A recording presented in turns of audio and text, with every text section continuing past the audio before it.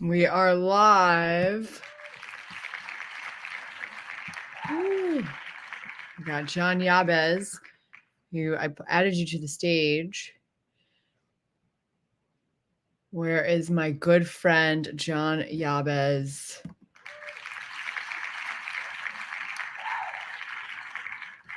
Is he texting me? We are live. Live action.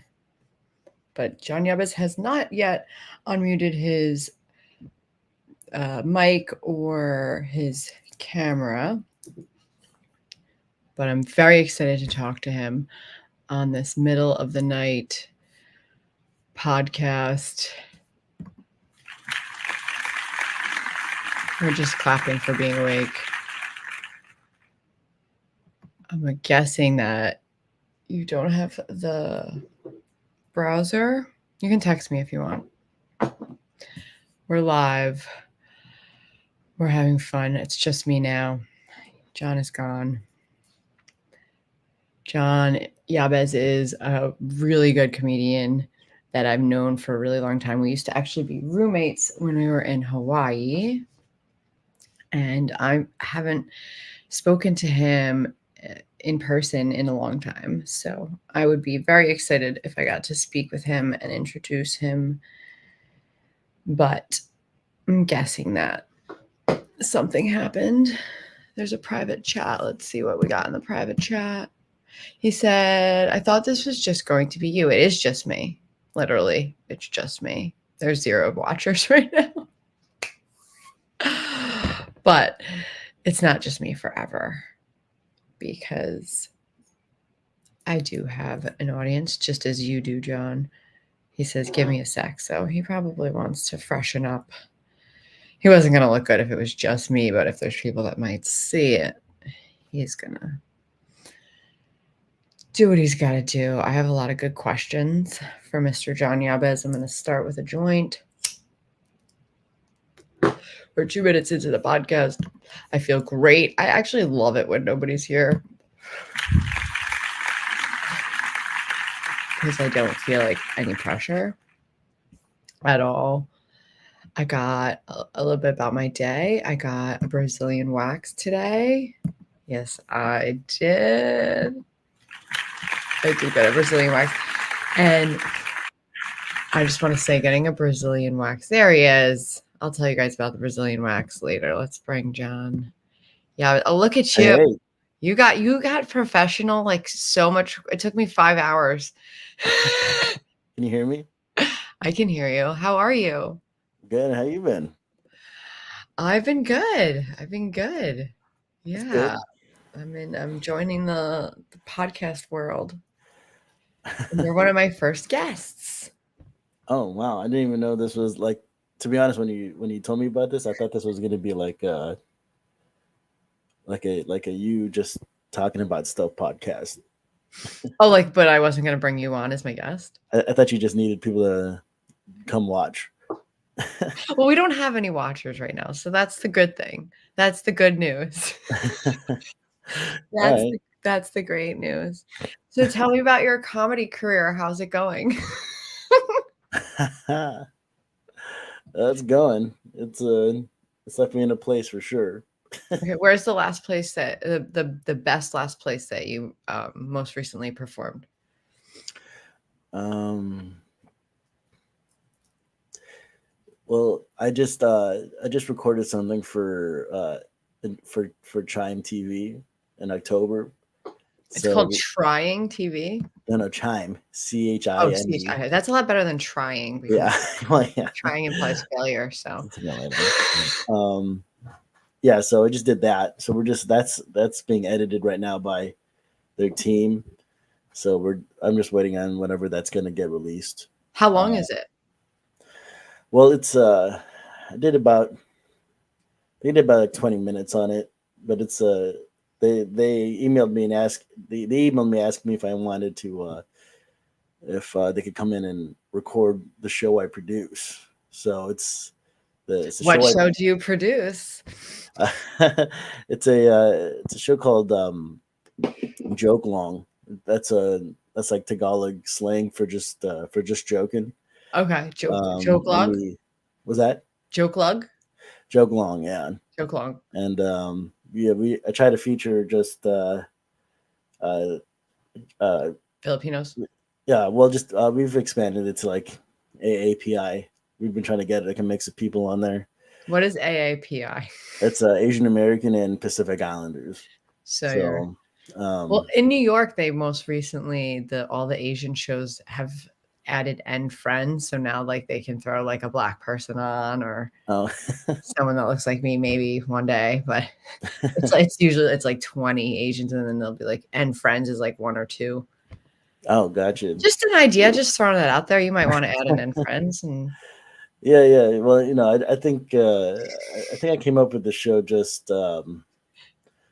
I performed at a variety show in a Filipino restaurant, mhm. and afterwards, the manager of the restaurant asked me if I could produce a show for them that was specifically featured Filipino stand-ups. So For that's that how, demographic, yeah, it's your yeah, it's like you name Joe Coy and you can't really name any other Filipino stand-up. So that was kind of just the inception of it, just to kind of get some other. I mean, I don't know how effective we are, but we're just trying to get it out there. Um, I bet you a lot of people come out. well, we structured it where we we have food there, and food is a huge motivator for a lot of people just to show up, even if they. Food gets people to take surveys, to do pretty much anything, right, for food. Yeah, yeah, yeah. But the Filipinos would come. They come for their people. Like I'd say it's been really interesting to kind of see. It's like a sine wave, with each show. It's kind of like high attendance, kind of like mid attendance, low attendance. It kind of depends on the month. It's a monthly show. Hmm. Once a Um, month. yeah, I feel like because it's that weird thing where it's like it's very hard to get like very young people to come out to the show. So Right. like but you kind of want to get the older crowd because the older crowd has like The money to money. spend at these places. The money, the time, Yeah, yeah, the influence. yeah, and so um, like the older Filipinos kind of tend to veer towards they love like live performance singing, you know. So so like when it comes to joking, this like sometimes it could get a little hard to sell just because they just they'd rather just watch someone sing, which I understand, but we're trying to open up. It's a way to kind of just open up the pathways for these people to kind of appreciate that we could do more than just sing Do and bad stuff like karaoke. that. You could do more. You could do bad jokes and sing them. Yeah, exactly. So yeah, so that's probably like the last big thing I've done. I've done like a scatter of shows. A Um, smattering. yeah, it's LA is. I mean, I'm pretty sure New York has its own hurdles you have to get through. I mean, I think comedy scene does. LA is LA is interesting right now. It's I feel like there's a lot of stand-ups who've started that have just kind of molded their stand-up off of TikTok. Mm-hmm. A lot of so a lot of just like uh gimmick shows, a lot of crowd work stuff. Mm-hmm. I think everyone's kind of trying to chase that like just an example because he's uprising now is like that Matt Rife energy of just kind of like I knew that's I'm, where I'm gonna I'm gonna just do 100% crowd work. because Um, he doesn't have anything else to. well, like it's funny. Like I don't like I I haven't really followed him at all, and he's like based out of here. So like I remember seeing his name on a few shows, and then all of a sudden he's like all over the place, and everyone has opinions for sure. And I think he just like released a Netflix special, I think which so too. Yeah, I've been just seeing recently. it. So I mean, Ladies are going crazy for him. I yeah, I don't really see it though. That's the thing. Like my one friend, she texted me, did I have his contact info?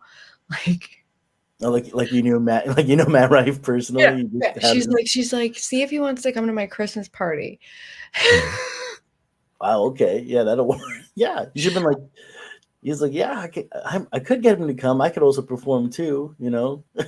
I was like, I don't know. With his jaw is so big. It looks like it was made to open jars to me. You know? I was just like, get a nutcracker, it's cheaper. Yeah, like, I, I mean, like, maybe I'll watch a special. I've honestly never like heard like a joke he's written. You know, a lot of his stuff is like the reactionary. Mhm. You know, like, what are you two doing here? You guys fucking. You know, like, but, Yeah. but like, I can also like, I feel like this is like, do you remember when Dane Cook came out and Mhm. everyone was in love with that guy? He was like that quintessential like frat, also like girls wanted to be with him type of comedian. I feel like this is kind of like the same kind of echo chamber where it's like his stuff is going over people's heads or they're not paying attention to him, and he's like, but they just like looking at him because he has, he for a certain demographic of people, he definitely checks a lot of boxes. Oh, But yeah. like, because I remember like when he like it was like one of those posts where he announces tour dates or whatever. He's like holding a microphone and he's shirtless, and you're like, okay, come on, Sex sells, yeah, sex yeah, sells. it I definitely get it. sells, especially I think especially now more. I mean, I think like over the last 10, 15 years, there's been just that cultural shift with stand-ups Mhm. where like the whole basically like if you remember like the before like 2008 or something like that, like most comedians that were super famous were guys that were just going real hard and not looking very healthy. Like, I mean, there's still quite a bit of that. yeah, oh yeah, yeah, right.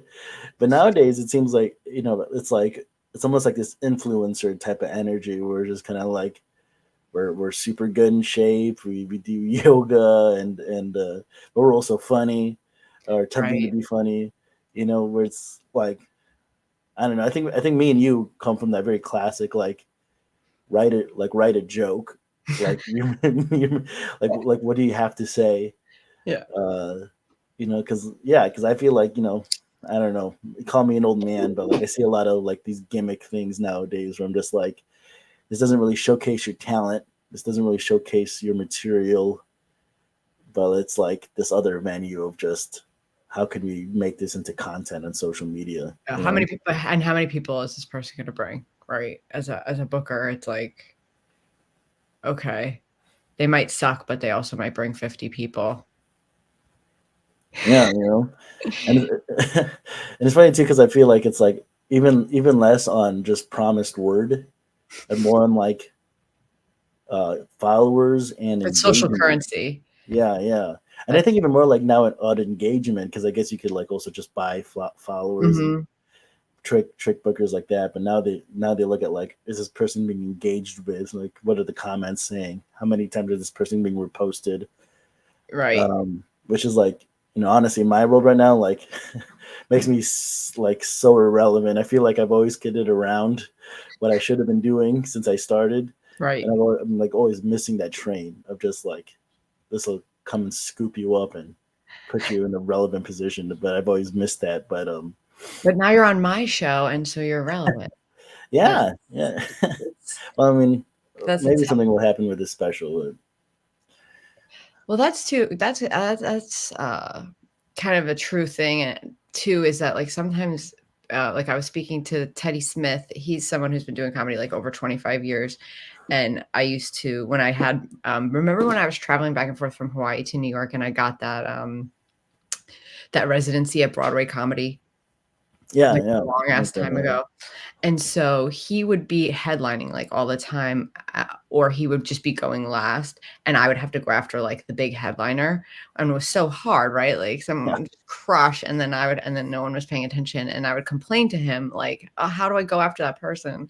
And he was, it was just like, you just have to be undeniably funny, and then he would get up there even after I just bombed, and then would just kill it just by just capturing the room. And but he still wasn't I wasn't seeing him over the years make it like I was seeing some other people that were just like I saw them one year, and then the next year they have 100,000 followers and a tour, and they're, Mhm. and it's like, oh wow.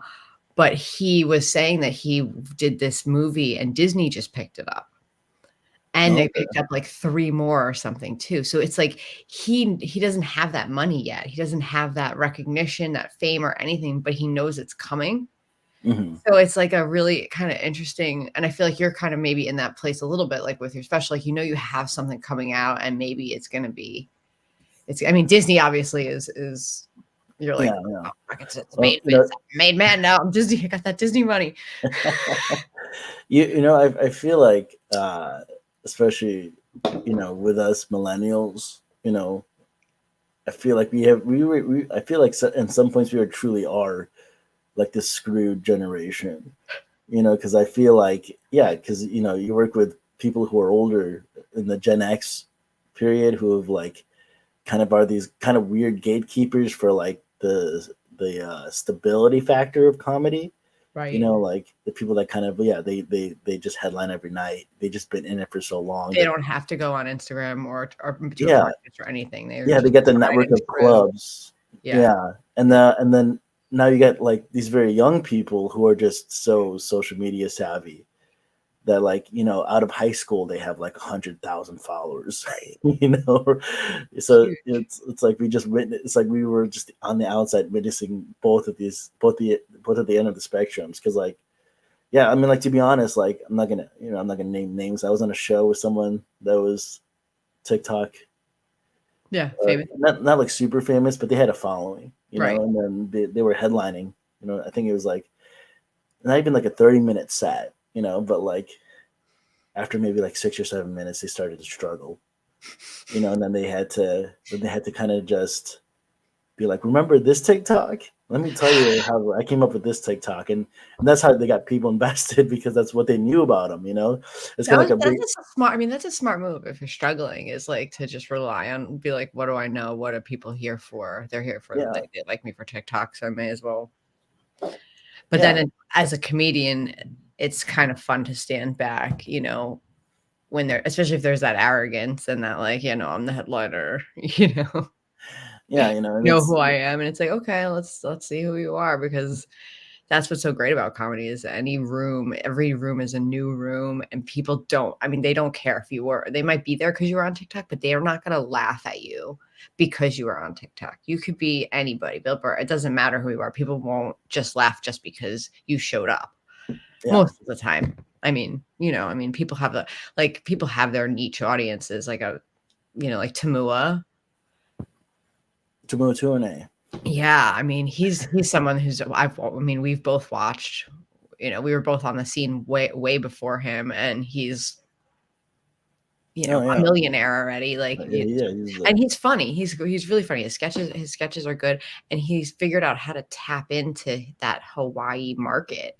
Like, I went to see him in New York, at the New York City Comedy Festival, and I'm at Gotham, and I was mm, shocked how many I could tell from, like, blocks away. I was saying that person's going to the show, that person's going to the show, that person's going to the show, and I was 100% right on every single person. I never seen so many, like, Asians and Hawaiian people in New York City ever.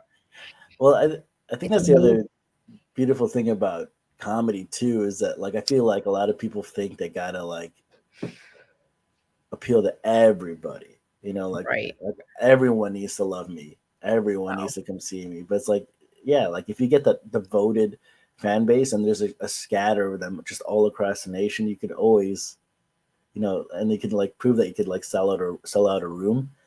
That's Right. like all you really need is that, like, you got to just tap into that audience, and once you know that audience, it's like, uh, I always felt like it's like when you become a fan of, like, a Dave Chappelle, or yeah, or Bill Burr, it's Mhm. like you won't automatically. I mean, there might be some jokes that like stand out to you so much that you just memorize them and you know them off the top of your head. Right. But like most people, I think the average person just kind of like likes the personality of that comedian.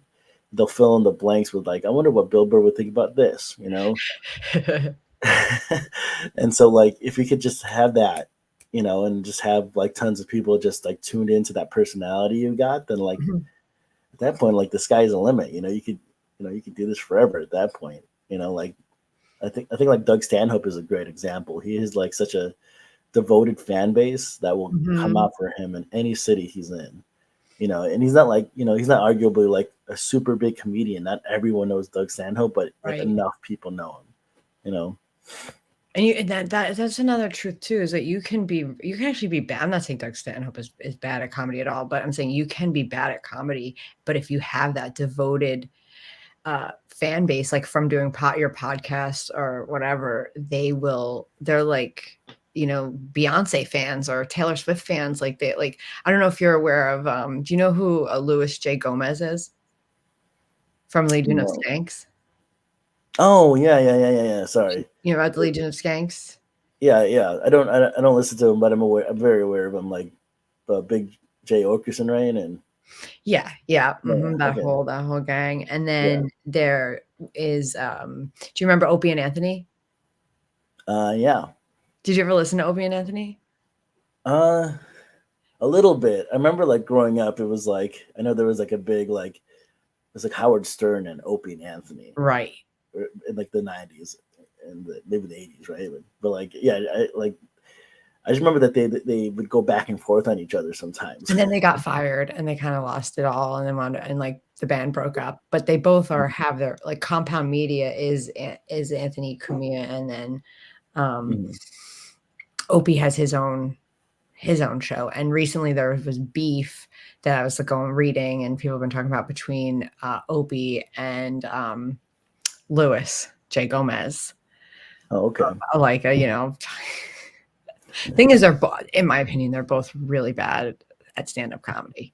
They're Uh-huh. both really good at mobilizing their fan base, though, and like that's what was so funny to me is the people in the comments just coming, and Louis J. Gomez has such a like a cult, that whole Legion of Skanks, Hmm. you know, following that's like, but I listened to his most recent special, John. It is so bad.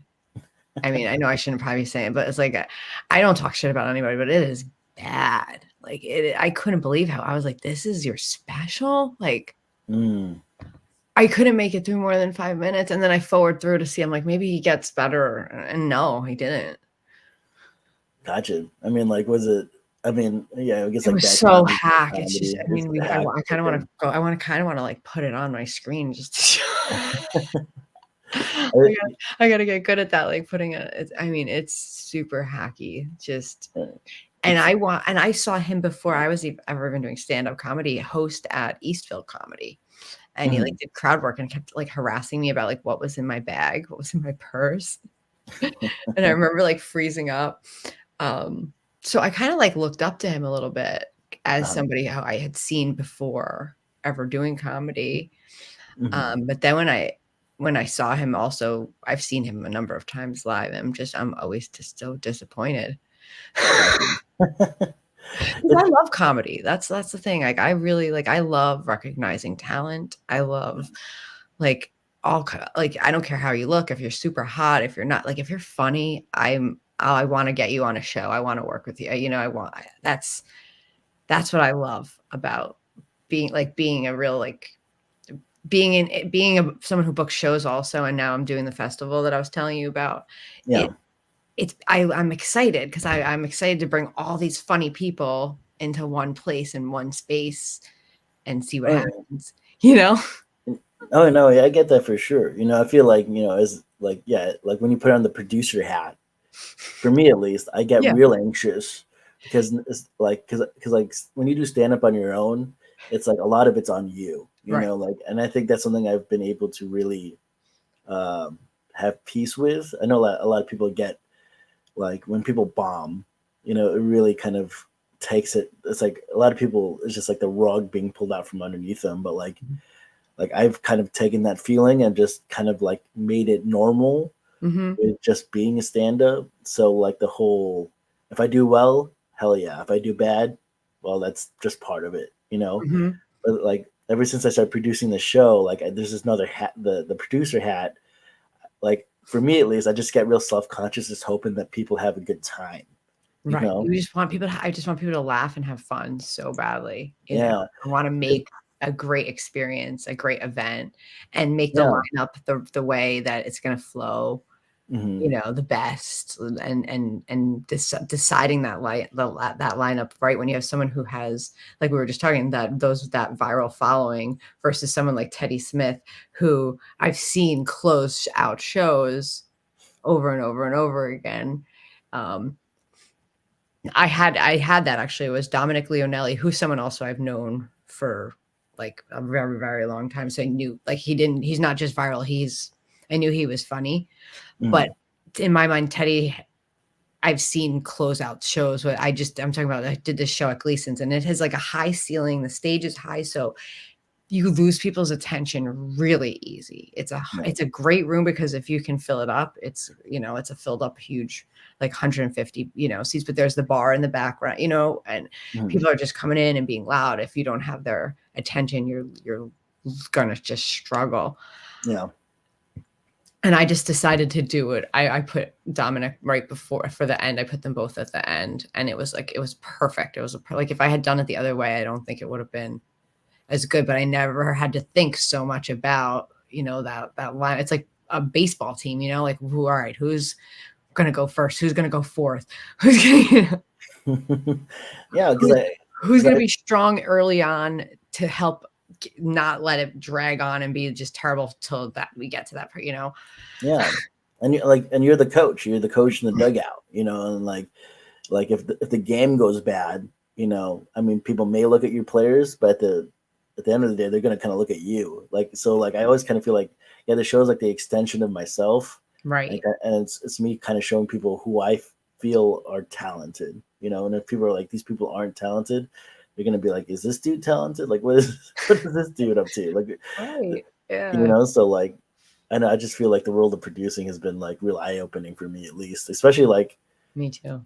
coming from like Hawaii, Hmm. and just I feel like when we were both there, our tiny little group of migrating comedians, I feel like we would just show up to places and not give like a single fuck, right? You're Because right. we just wanted the stage time, no matter who was there, who was listening. Like it was almost like this weird. I wouldn't say like rebellion, but just kind of like we were just. I feel like we were just trying to find some place that would just have us and keep us for a minute. Right. That like uh, now I kind of have like this weird sympathy for like Jose and Pat, you know, where I'm just like, I can understand like just like I don't know how they weren't just biting their nails all the time with some of the people that we did comedy with, you know. Right, Jose was always losing his shit about weed on me. Like if I smelled like weed, if I like remember I was the scapegoat. I was like the weed scapegoat. And I would just dread those texts from him about like, and if you didn't get booked on it, that was the thing about Hawaii though too. If you don't get booked on that show, if you weren't good with Jose, you were pretty much fucked. Yeah. And now I would assume if you're not good with Jose, Patrick, and Pepper, you're like, where are you performing? Nowhere. Mhm. On the street? No, exactly. I mean, I was I went back to Hawaii in June, the end of June. Mm. Uh, Did you go with the girls? I did. Tell uh, tell tell all my listeners who I'm talking about, who the girls are. I work regularly with Olivia Hill and Alyssa Poteet. We I think we just kind of have this. It's funny. Like Chemistry? there's like this chemistry because we definitely also tried to do things on our own, and we've been successful on different types of levels. But Mhm, then we all could, like we just kind of find out that we could also kind of just come back together randomly, mhm. and it just kind of works. I think it's just like maybe just a time, just knowing them for like I met Alyssa in 2017, and I knew Olivia in Hawaii, so like I feel like the time is gestated to a point where like we just kind of know how each other how we all work together, Mhm. and like if you go to Hawaii, it's like this weird kind of package deal where we could just at least be like, All hey, we're right. bringing these two other people, you can huck us around and lie to your audience about our credentials and but no, like yeah, I think the Hawaii scene it's I mean it's very different now. Like I think since like this the stand up just boom, I guess there's like just so many more comedians, and then There? there's yeah, You think? there's definitely more than when we did it for It seemed like sure. there was always okay. My story with you was I came to New York and I was like really drilling and doing the Broadway stuff. And then when I got back, you were this like new guy on the scene. Mhm. Remember at what was the place that we used to go do the Thursday open mics? Station, Station. yeah. Okay, starts with an S. Yes, and I remember the first time I saw you, and it was like I had heard your name and I had seen you online, in the pictures or like in, talk, when you first started doing comedy, you probably like that was that super excitement from the Hmm. high that those first few times, right? Hmm. And also when you see some certain people their first time, you just know like that they're a comic for life, or you at least are pretty sure. You can be like 90% sure on some people, you know what I mean? Like Hmm. you just know this person's Hmm. never gonna quit. They're gonna yeah, and that was I remember that was my experience with seeing you for the first time. We were like roommates 6 months later, I think, or so. Oh yeah. You were probably blackout drunk that night and don't even remember the first time you met me, do you? um, I mean that's a good possibility. You want to hear something real funny? Yeah. Um, No, uh, you were sober when I first met you, actually. I just remembered, but go ahead. oh yeah, I was forced. So they had a year of forced sobriety, but that's a different story. Uh, but it's funny, like the things that you don't recall just because, because like stand up for me at that time was a way to kind of like transition To out of the civilian. Navy, yeah, in the civilian, and like kind of like a to me it was like very comfortable just because like it gave me something to do.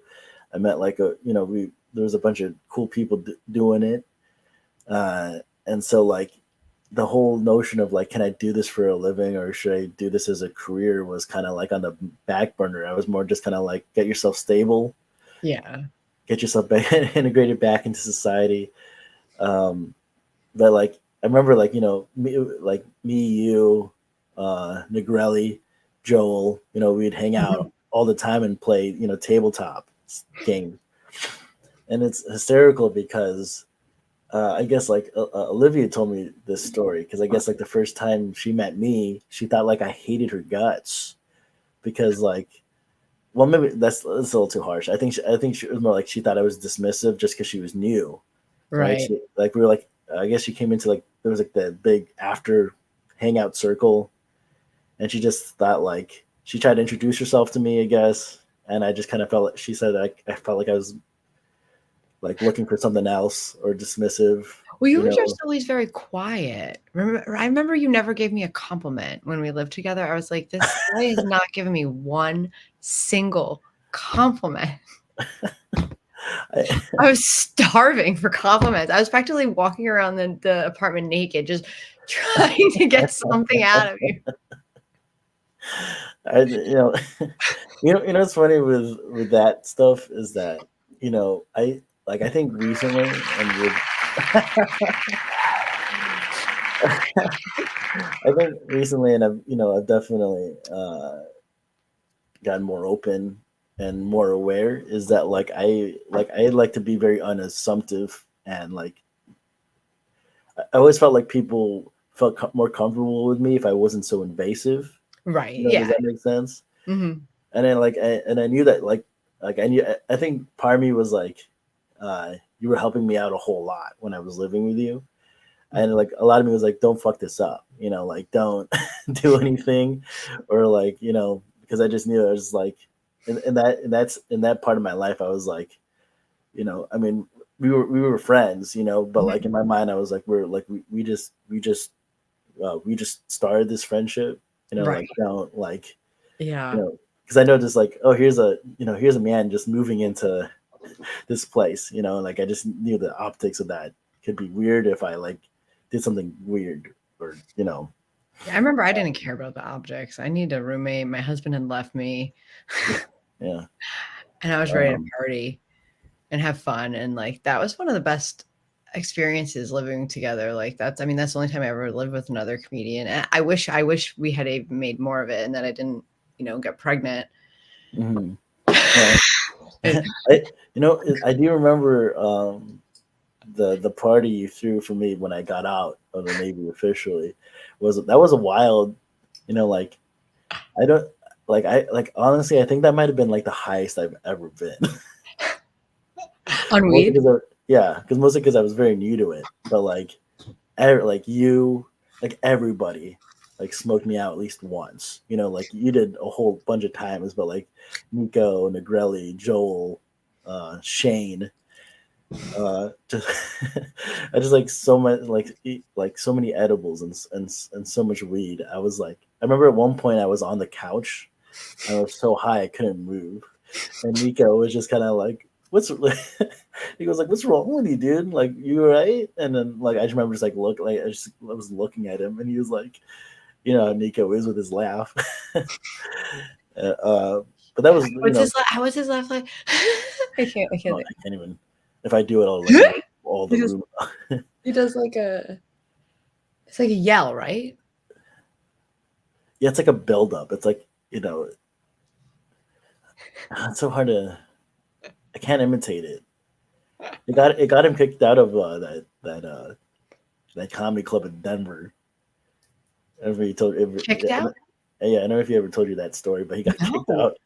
out of a comedy club in Denver because they thought that his laugh was sarcastic. They thought he was like trying to uh, like they thought he was trying to disrupt the show intentionally because of his laugh. So they kicked him out. When was this? Oh, this is before I met him. He told me that story. So like this was like pre 2012 at least. Oh wow, he's back in Hawaii, right? Yeah, he's still there. Yeah, I think Yeah, he's he's. back. I messaged him and said, "Hey, come on." I I had sex with him. Oh yeah. I did. Right before I left Hawaii. After my husband passed, Hmm. he jumped in on that on my sad train.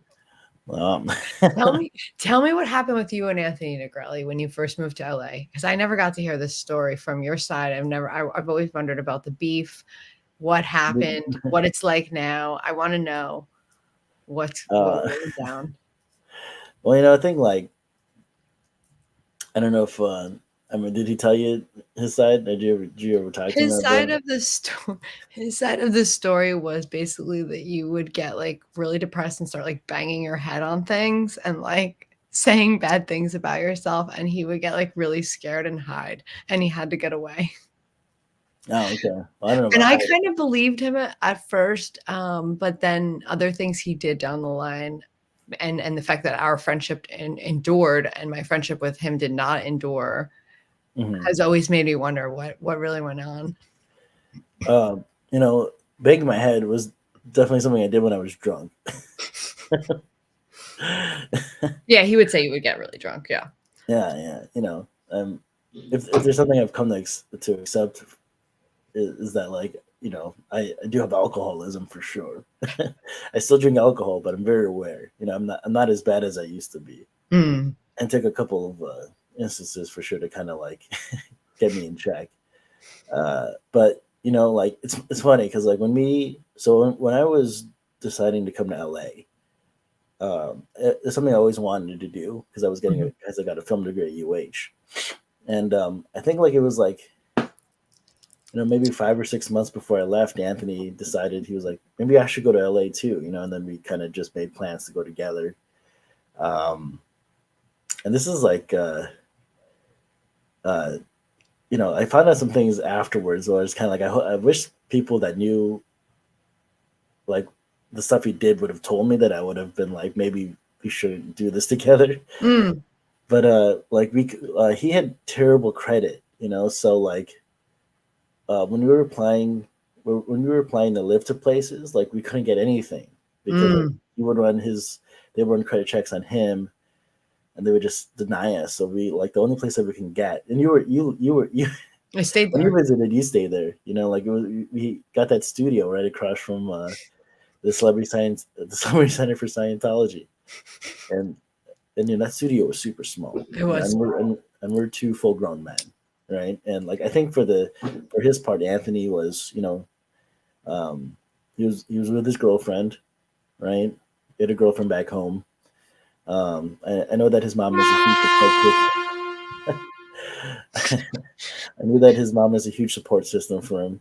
You know, Right. so like I think there's a lot of things that were probably tugging back at him. You know, more than I did because I had like I just had me. You know, what I'm Right. saying? Like I just um, And you're just also had just made this major change in your life also and was coping with it, I guess, with alcohol a little bit. yeah, and so I mean, like I'll tell you about the night that kind of Was the breaker. was like kind of the course change, you know, Mhm. and Joel was there when it happened. So Okay. we You're were still friends with Joel, so yeah, I mean, still friends with Joel, um, but you know, like so we this is gonna make you laugh. Uh, so we were playing Game of Thrones, the board game. okay. All three of you? Yeah, it was three of us, and you know, he just seemed a little bit like on. He seemed just a little bit more on edge that night. I don't know, you know, Yeah. uh, but so, so we I so he basically asked me if I could. He basically asked me if I could do a move, if he could do a move into one of my territories, so he could just pass through. Mhm. And I was like, yeah, that's fine. And like it's the Game of Thrones, so like as soon as Right, he then did, he destroyed you? no, as soon as he did it, I just came in and just destroyed him. Because because you're trying to win the game, you're trying to win the Game Right, of right, Thrones, right, right. and he just he he just lost it. He got so angry, like legitimately angry. We thought he was joking, like All right, initially, because we're right. like, are you getting and then he basically summed it up by going like, if you do this to me in this game, how will I not know that you won't betray me in real life? That was like his sentiment basically. Right. And then he just kind of like, stormed out. Um, and after that, it was like real rocky. And I just know I took a trip back home to Chicago, um, like maybe couple weeks after that. And when I came back, He was just all gone. of his stuff was gone. And, like he just packed up all of his stuff and he just left. And that was the last time I ever actually saw him, or interacted with him. I had to Wow. call him because he broke the lease, and I told him he was breaking the lease. Mhm. And so and then it's funny because like that kind of forced me to, well, that burned through my savings because I was not going to break that lease, because if you're put on that list in LA where you can't be trusted You're renting, homeless. then you're going to become homeless. So I just had to burn through savings and do some other things to kind of get through this lease. And that's how I like really kind of started out like my closer relationship with like Olivia and Alyssa, Mhm. just because Alyssa, sometimes I feel like the universe is serendipitous with me. Right. It's like as soon as my lease was ending, Alyssa had uh, moved into a new place and needed a roommate, you know. So Olivia kind of name dropped me to her. We kind of just had a. I remember and I got it too. Like we kind of hung out one night so she could like suss me out, make sure that I wasn't like some crazy, Right. you You're know. gonna be banging your head on everything. At that point, you know, hey, listen, if you can't take me at my head banging, you know what I'm saying? Then I was just having a good time. Uh, and Anthony, he wasn't I guess even back in Hawaii, I mean, we would hang out and get fucked up, but like he was never like a drunk. He was No. never the alcohol guy. He was always a weed guy. So And every time he ever got mad at me, just like you said, I thought he was joking. Every single time like we ever had like a fight or like an argument, I totally had no idea until like he stormed away from me and was like, "No, yeah, I'm serious." Like I couldn't tell. Like I just, which is because that's like to not be able to tell. Like you can tell if I'm pissed. Like there's no question that I'm. No one is ever like, "Are you joking?" Like because I'm up here, you know. yeah, I feel like he's just very non-confrontational. Oh yeah, Like Well, yeah, very huge passive. to a huge fall. I mean, Yeah, and like the thing I found out about him is that like he had done something similar in Chicago. I don't know what the situation was, but he just left Chicago one day. Like didn't tell anybody, didn't tell anyone he worked with. He just left. no call, no show, just So abandonment, like, you know, complete abandonment. and like, he just I I don't know what he's doing now. Like Joel told me that he got a job um, with one of like the trading card companies. I don't know if it's Magic or, but I know that him and Joel were gonna plan to do some things, and then like I think that not the same thing, but like I just don't think that was feasible. Like Mm. Does he have um, a baby? Do you know if he had a baby? I know he got married. oh, I don't know. I didn't even know he got married. To be honest, like the last time I ever interacted with him, He married Shay. oh okay. He married the person he said he was settling for. Well, when you She say you're set, pressured him the whole I mean, you that know, was amazing to see too, like, to see someone just go from, like, "I'm not moving in with her," and then she's just, like, the next thing you know, she's, like, unpacking her stuff at his house, like, because her whatever, her lease ended or so and he's like, "I'm never gonna marry her," like for what it's worth, I mean, like Shay has always been very determined, to which have is him, good. right? And I also think at the same time, like you'd be a fool not to kind of see what the benefits. Like it's like you think you're settling, dude. Like, you should probably count your stars that she forgives you so much. Like. Right. Well, she wouldn't let us be friends, she stopped our friendship. Oh, I think she allowed him to, like, call me once after, Jim died. Like, there was, mhm. like, a brief what is it, like a stay or something in her, like, order to stay away from me. I think that's just kind of natural relationship shit. That was kind of just like I feel it's like I've had To those. to not be able to be to friends with the opposite sex. I don't know. I feel like that. I've had to deal with that sometimes. We're just kind of like I get it. It's just kind of like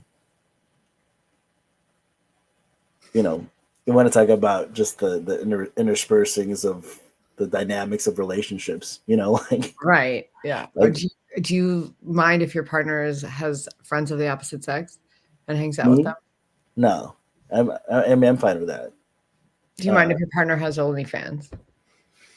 my partner is OnlyFans. If your partner has OnlyFans. Oh, to a point. Like if she's not banging other dudes, but Right. she's just like doing like other. She's just posting to kind of like make money. Then like I get that. The economy's tough. I just started my OnlyFans, like, 12 hours ago. Oh yeah. Mhm. I finally did it. What's on there? Is like your bits or you're doing the OnlyFans. Um, well, this is the thing. Since Hawaii, like, I have been taking pictures of myself and like I had 95% of the content I have on my phone, like of my nudes, no one has ever seen. Like I never sent them to anybody. I never showed them to anybody. Like I would just take them late at night as like something that I wanted to do. And Mhm. then I would see them in the morning and be like, oh, okay. Guess I was on one last night. But Well, so I mean, I've always been too scared to go on there, but I'm finding out that these people are making like $7,000-8,000 a month, just hmm passive yeah, income. So, it's funny like when you read the stories about like teachers or whatever who are like making like 28 32,000 dollars a year, you mhm. know, and they do OnlyFans, and then they're making like $1 million a month, and people are like, why would you do that? It's like Why would you why not? wouldn't you? Right. Like That's how I see it. At this point, I'm just like, when I found out how much money, because I don't want to give away I wouldn't. That's why I never sent all this content I have, all those nude photos to anybody because I didn't want to just give it away to somebody to have mhm. that power, because they might post it, even like boyfriends, like I would show it to them sometimes, like live, like, hey, look at this. Look how hot I look last night. When in the this lecture in perfect front of them. lighting and this perfect outfit. Oh, okay. Because it's Yeah. the beauty of a selfie, or a time thing you can get in the light and just, you know. No, Do you subscribe to anybody on OnlyFans? no, That's no. I good. just like I don't know. For me, I'm still stuck in that whole, not to like not to equate anything, right? But I'm just like, to me, if I know somebody, it's like even weirder, you know. In the same sentence, like, you still got like porn, you know, and I just kind of feel like that's like one step still removed from like, because I live in LA, right? Like, it's like, who knows how many motherfucking OnlyFans people are just walking around that you'll run into one day, Right. I feel like everybody's seen everybody naked out there. So It's who cares, yeah. I mean, eventually, like, it's kind of like, if you just know that you can make money off of these photos, because enough people are like, I wonder how she looks naked. It's like, might as well just monetize it if you can, So like, That's kind of where I'm thinking I'm at right now. I mean, I just got on like 12 hours ago, but that's like making that jump as I'm just like seeing and talking to people that are making good money. No one wants to say what they're making though, and that's one issue I am having. No one's giving me specific numbers.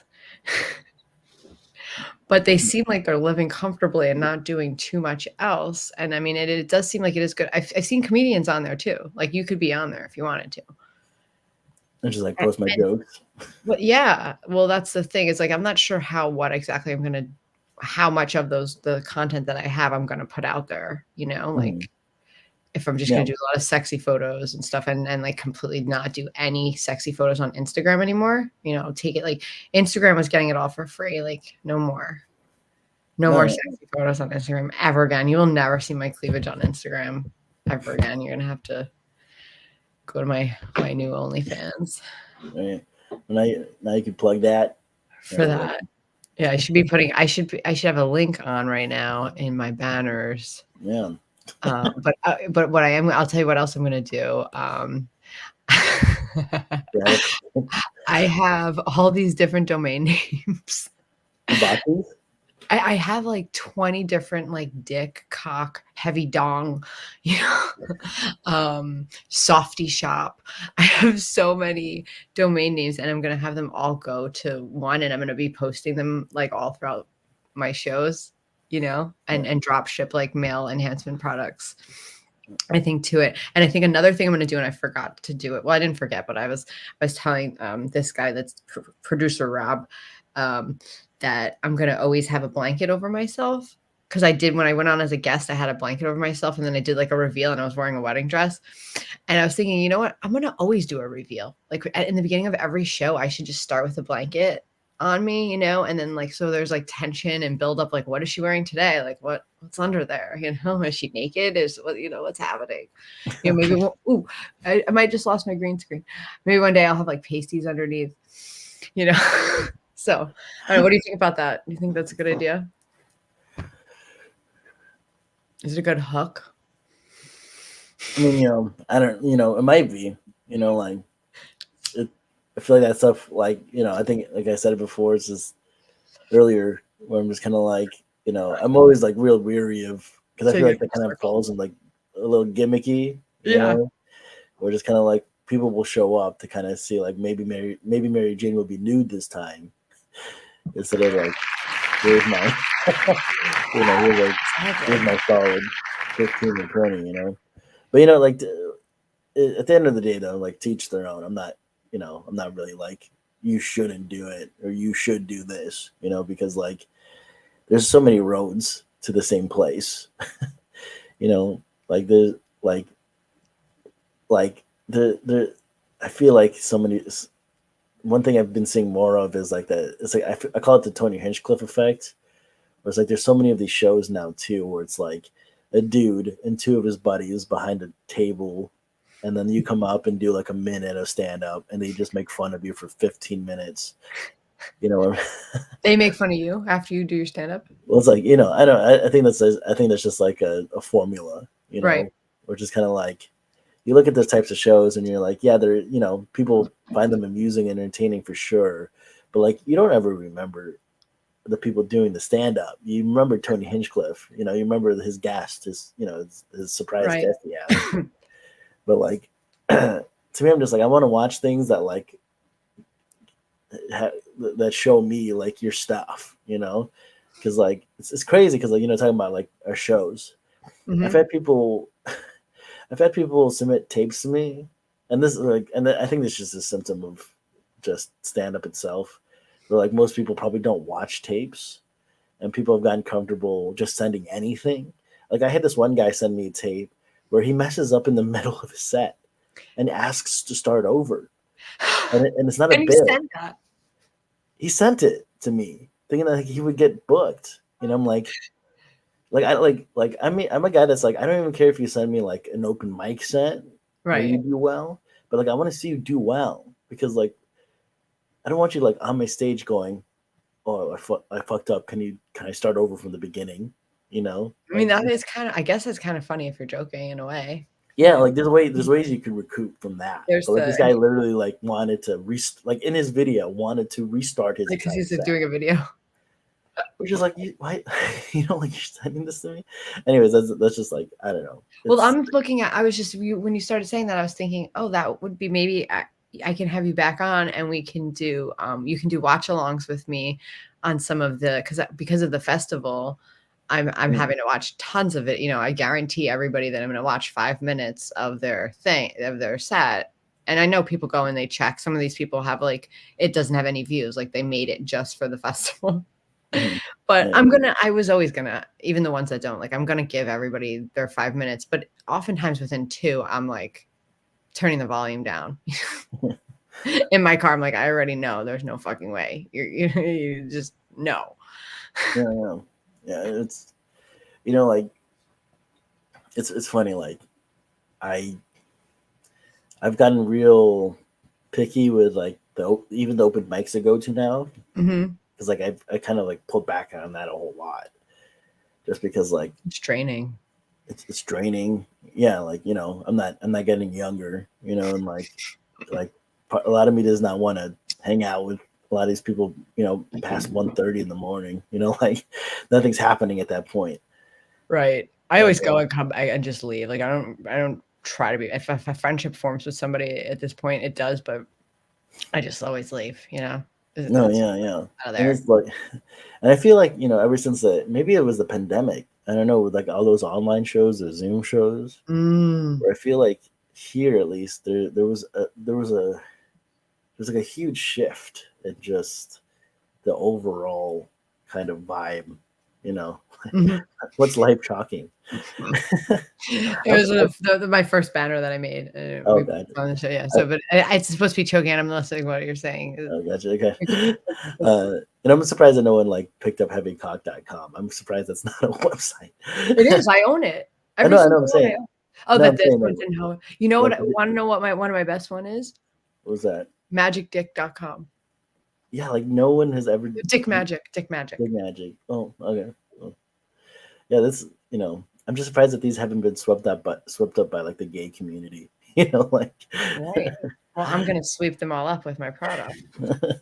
My drop shipping um, business is gonna it's all 'cause I was just gonna say that I think that if for people that don't know our journey, if tomorrow your thing on Chime comes out and all of a sudden you have there's all these clips from it and they're all going viral, it will seem like you were an overnight success. Like it will look like oh yeah. and it will be experienced in a sense like that, right? Because it's like one day it was just, but it's like all this work, all this time went into getting there.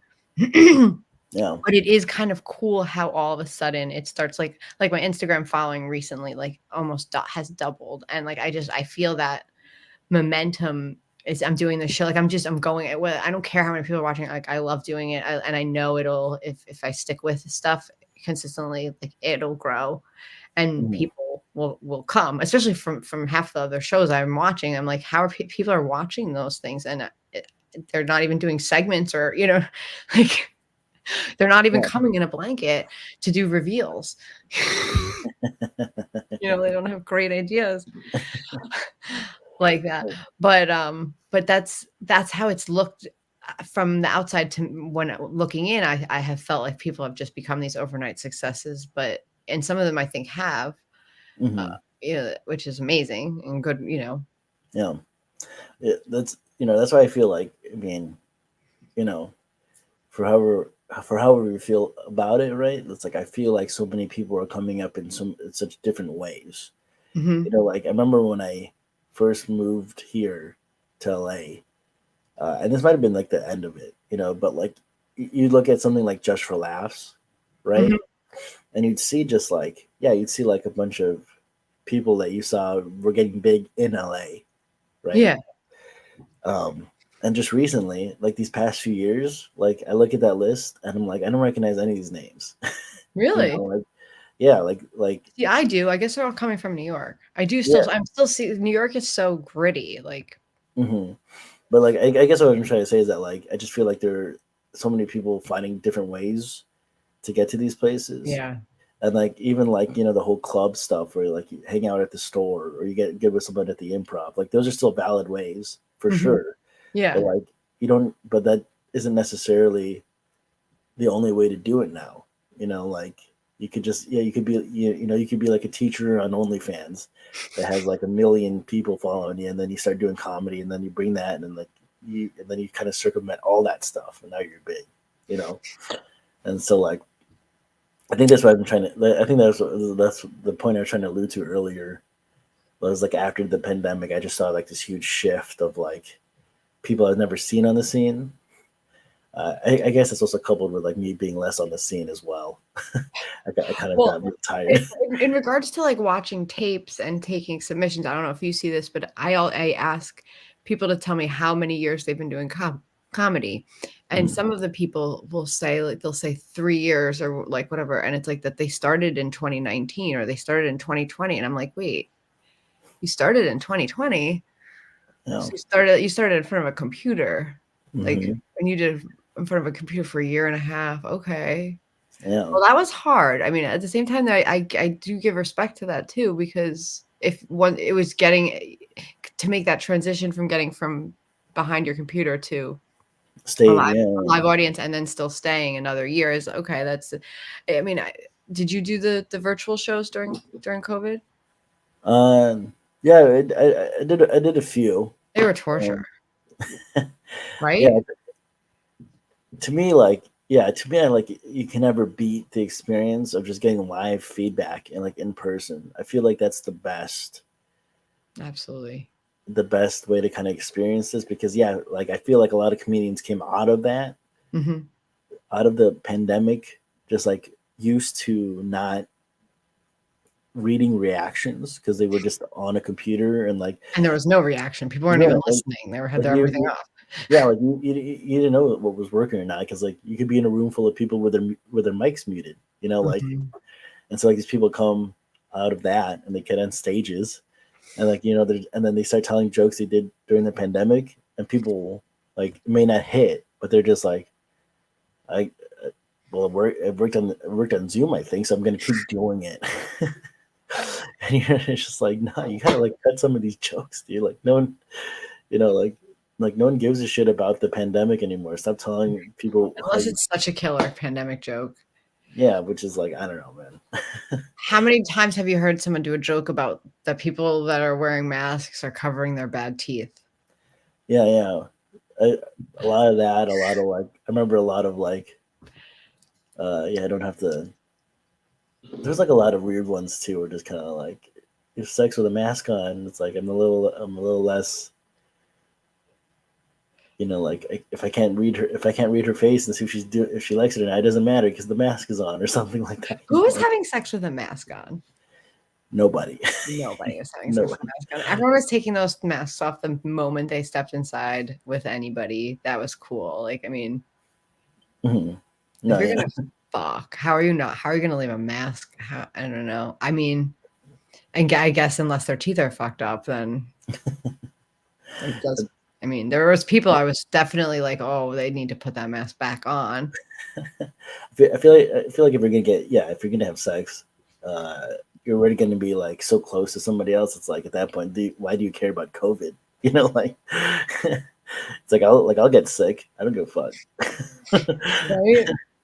But no, yeah, but I feel like there was a lot of that, and now everything's kind of intermingled. Where like it's funny, like some of the people some of the people I met when I first came to LA, like I feel like everyone's kind of shifted away from hanging out in the scene, you know, Uh-huh. because like sometimes I legitimately think some of these people have quit, but then I'll be on a show and they'll be on it, and then we'll just kind of have the same sentiment, like Yeah.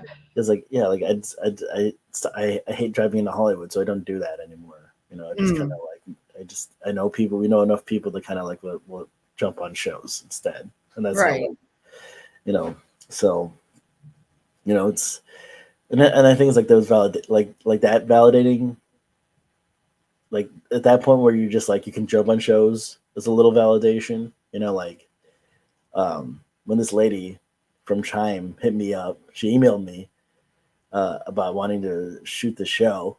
I was just like at first like I didn't bring it up. I didn't bring it up with her because she said she had found my stuff on Instagram and watched it. Mm-hmm. So it's kind of like, all right, so like at least now I know that there are people who will watch my stuff and like it. Right. Like Well, you've always known that. I mean, come on. like I think ever since living here, I've been kind of on this weird like what like and again I think everyone goes through it. It's like what am I doing? Am I doing the right thing? Is this like like is this even worth it? Like is anyone even liking any of my stuff? Right. But like to kind of like have it outside, because like I mean, there's not a lot of there's not like a lot of Filipino stand-up comics, but there are a lot of dudes that are older than I am. They've been doing it longer than I have. And Mm-hmm. I'm just like, wow, like I'm surprised that she hadn't found these dudes, you know, before me. Like it's probably because she knew that she didn't have to like pay me as much as those guys. Maybe I don't know. I don't know. Right. I should stop being self-deprecating. Uh, but like those are like the little things that are keeping me Well, what going. kind of deal did you make with her? What's the deal with Chime? Yeah. So like right now, like they just started like they existed before streaming, and they were just like they would just try to find Asian like API content that Okay. they could either distribute or People are hungry for that content. yeah, and they That just got into this Asian yeah, content. and I was surprised it wasn't run by a bunch of white guys. Uh, no, Right. They got on it before they could. right, They had to but rush to it. so they no they we get in trouble. No, I'm ready to get on it. I'm gonna start booking Asian shows. yeah, but no, like they just got into streaming. I think like a couple years ago, so like they're kind of they're at the ground level of thing, and I think they're just trying Mhm. to get that content, because I Just think like this along podcast, you're getting in on the ground level. yeah, because I like that I think about you. You like to get in on the ground level of things. and then I just jump ship as soon as I see like any type of fire. You're like, sell, sell, sell. It's like you idiot! Why did you jump so early? No, because I know that they're producing my show, which they're trying to tote as like a Filipino centric comedy special, but then I know Mhm. that they got like a Korean one they want to do and a Japanese one, so like really trying to like get into the very specifics of these things. Of each, So yeah, I was thinking, I was like, I like Koreans more than I like Filipinos in terms of my oh yeah, attraction. is that right? Have you ever watched the movies? They're I might have banged a Korean or two. I but think two. I remember I was on a show once. I have a show I have a joke about Squid Games, but I remember I was on a show once where I said like out of all the Asians like I am kind of scared of Koreans the most, just because like I've watched enough of their movies to kind of be like what happened to Korea. Yeah, they're tough. Like why are their movies so fucked up? They'll Um, throw you around. They get dramatic, you know? oh yeah, very Korean emotional. Or Korean guys. Korean guys are fun. They're flamboyant, you know? They like to wear like silky shirts that have like spaghetti on it, you know, like just like with a ribbon around it, you know, just yeah, like sticks of dry spaghetti, like diamond I shoes. was, I was gonna be like, this is like BTS, but I feel like this is even more specific. You found like the Guy Fieri of Koreans or something. Like every Korean guy looks like they're ready to go gamble, you know? I don't know. They got the I think, fanny pack on, and it's always like a very fashionable fanny pack too, you know, just like yeah, blinged I think, out fanny pack, blinged out shoes. you know, I Just think, Koreans like to bling. I think like I think gambling is just like an Asian thing in general. Like Oh, totally. the Japanese, the Chinese. I mean, like everyone. I And mean, but everyone loves to each gamble. Asian group, because I had a gambling problem, each Asian group has its own look. That's how I could tell like a Chinese gambler versus a Korean gambler, Yeah. you know, versus a Filipino gambler. Like just the way they hold their money, the way they put it in the machines, the clothes they wear, it's so different from group to group, but yet so the same within each group. hmm No, yeah, yeah. I mean, the common ties of just understanding who you're playing against, right? Like you're gonna pick up these cues, and you're gonna know exactly what you need to look out for. Like Filipinos love to gamble. They love Vegas. There's so many Mhm. over there. It's insane. Which is like I've never just been rich enough to be able to do that. But at the same time, I'm terrible. I'm terrible at gambling. Like I get so distracted that like sometimes I'm like I don't have ADHD, but like sometimes when I'm like if this is my alcoholism because like I've sat down at poker tables before where I'm just like, man, I'd rather just be pitch drunk right now. Well, that's I mean, doing this and I'm like a year, more than a year of not gambling, so it's like Hmm. I find and 3 years not drinking alcohol, and I Yeah. find that, like, my creativity and my ability to, like, do stuff like produce shows, do the festivals, do this kind of stuff is just increasing, you know, fivefold, tenfold, you know, but that's what I would be doing right now. That's why I said to myself, Fucking go do a podcast. It's 4 in the morning. Who cares? You would be at the casino right now.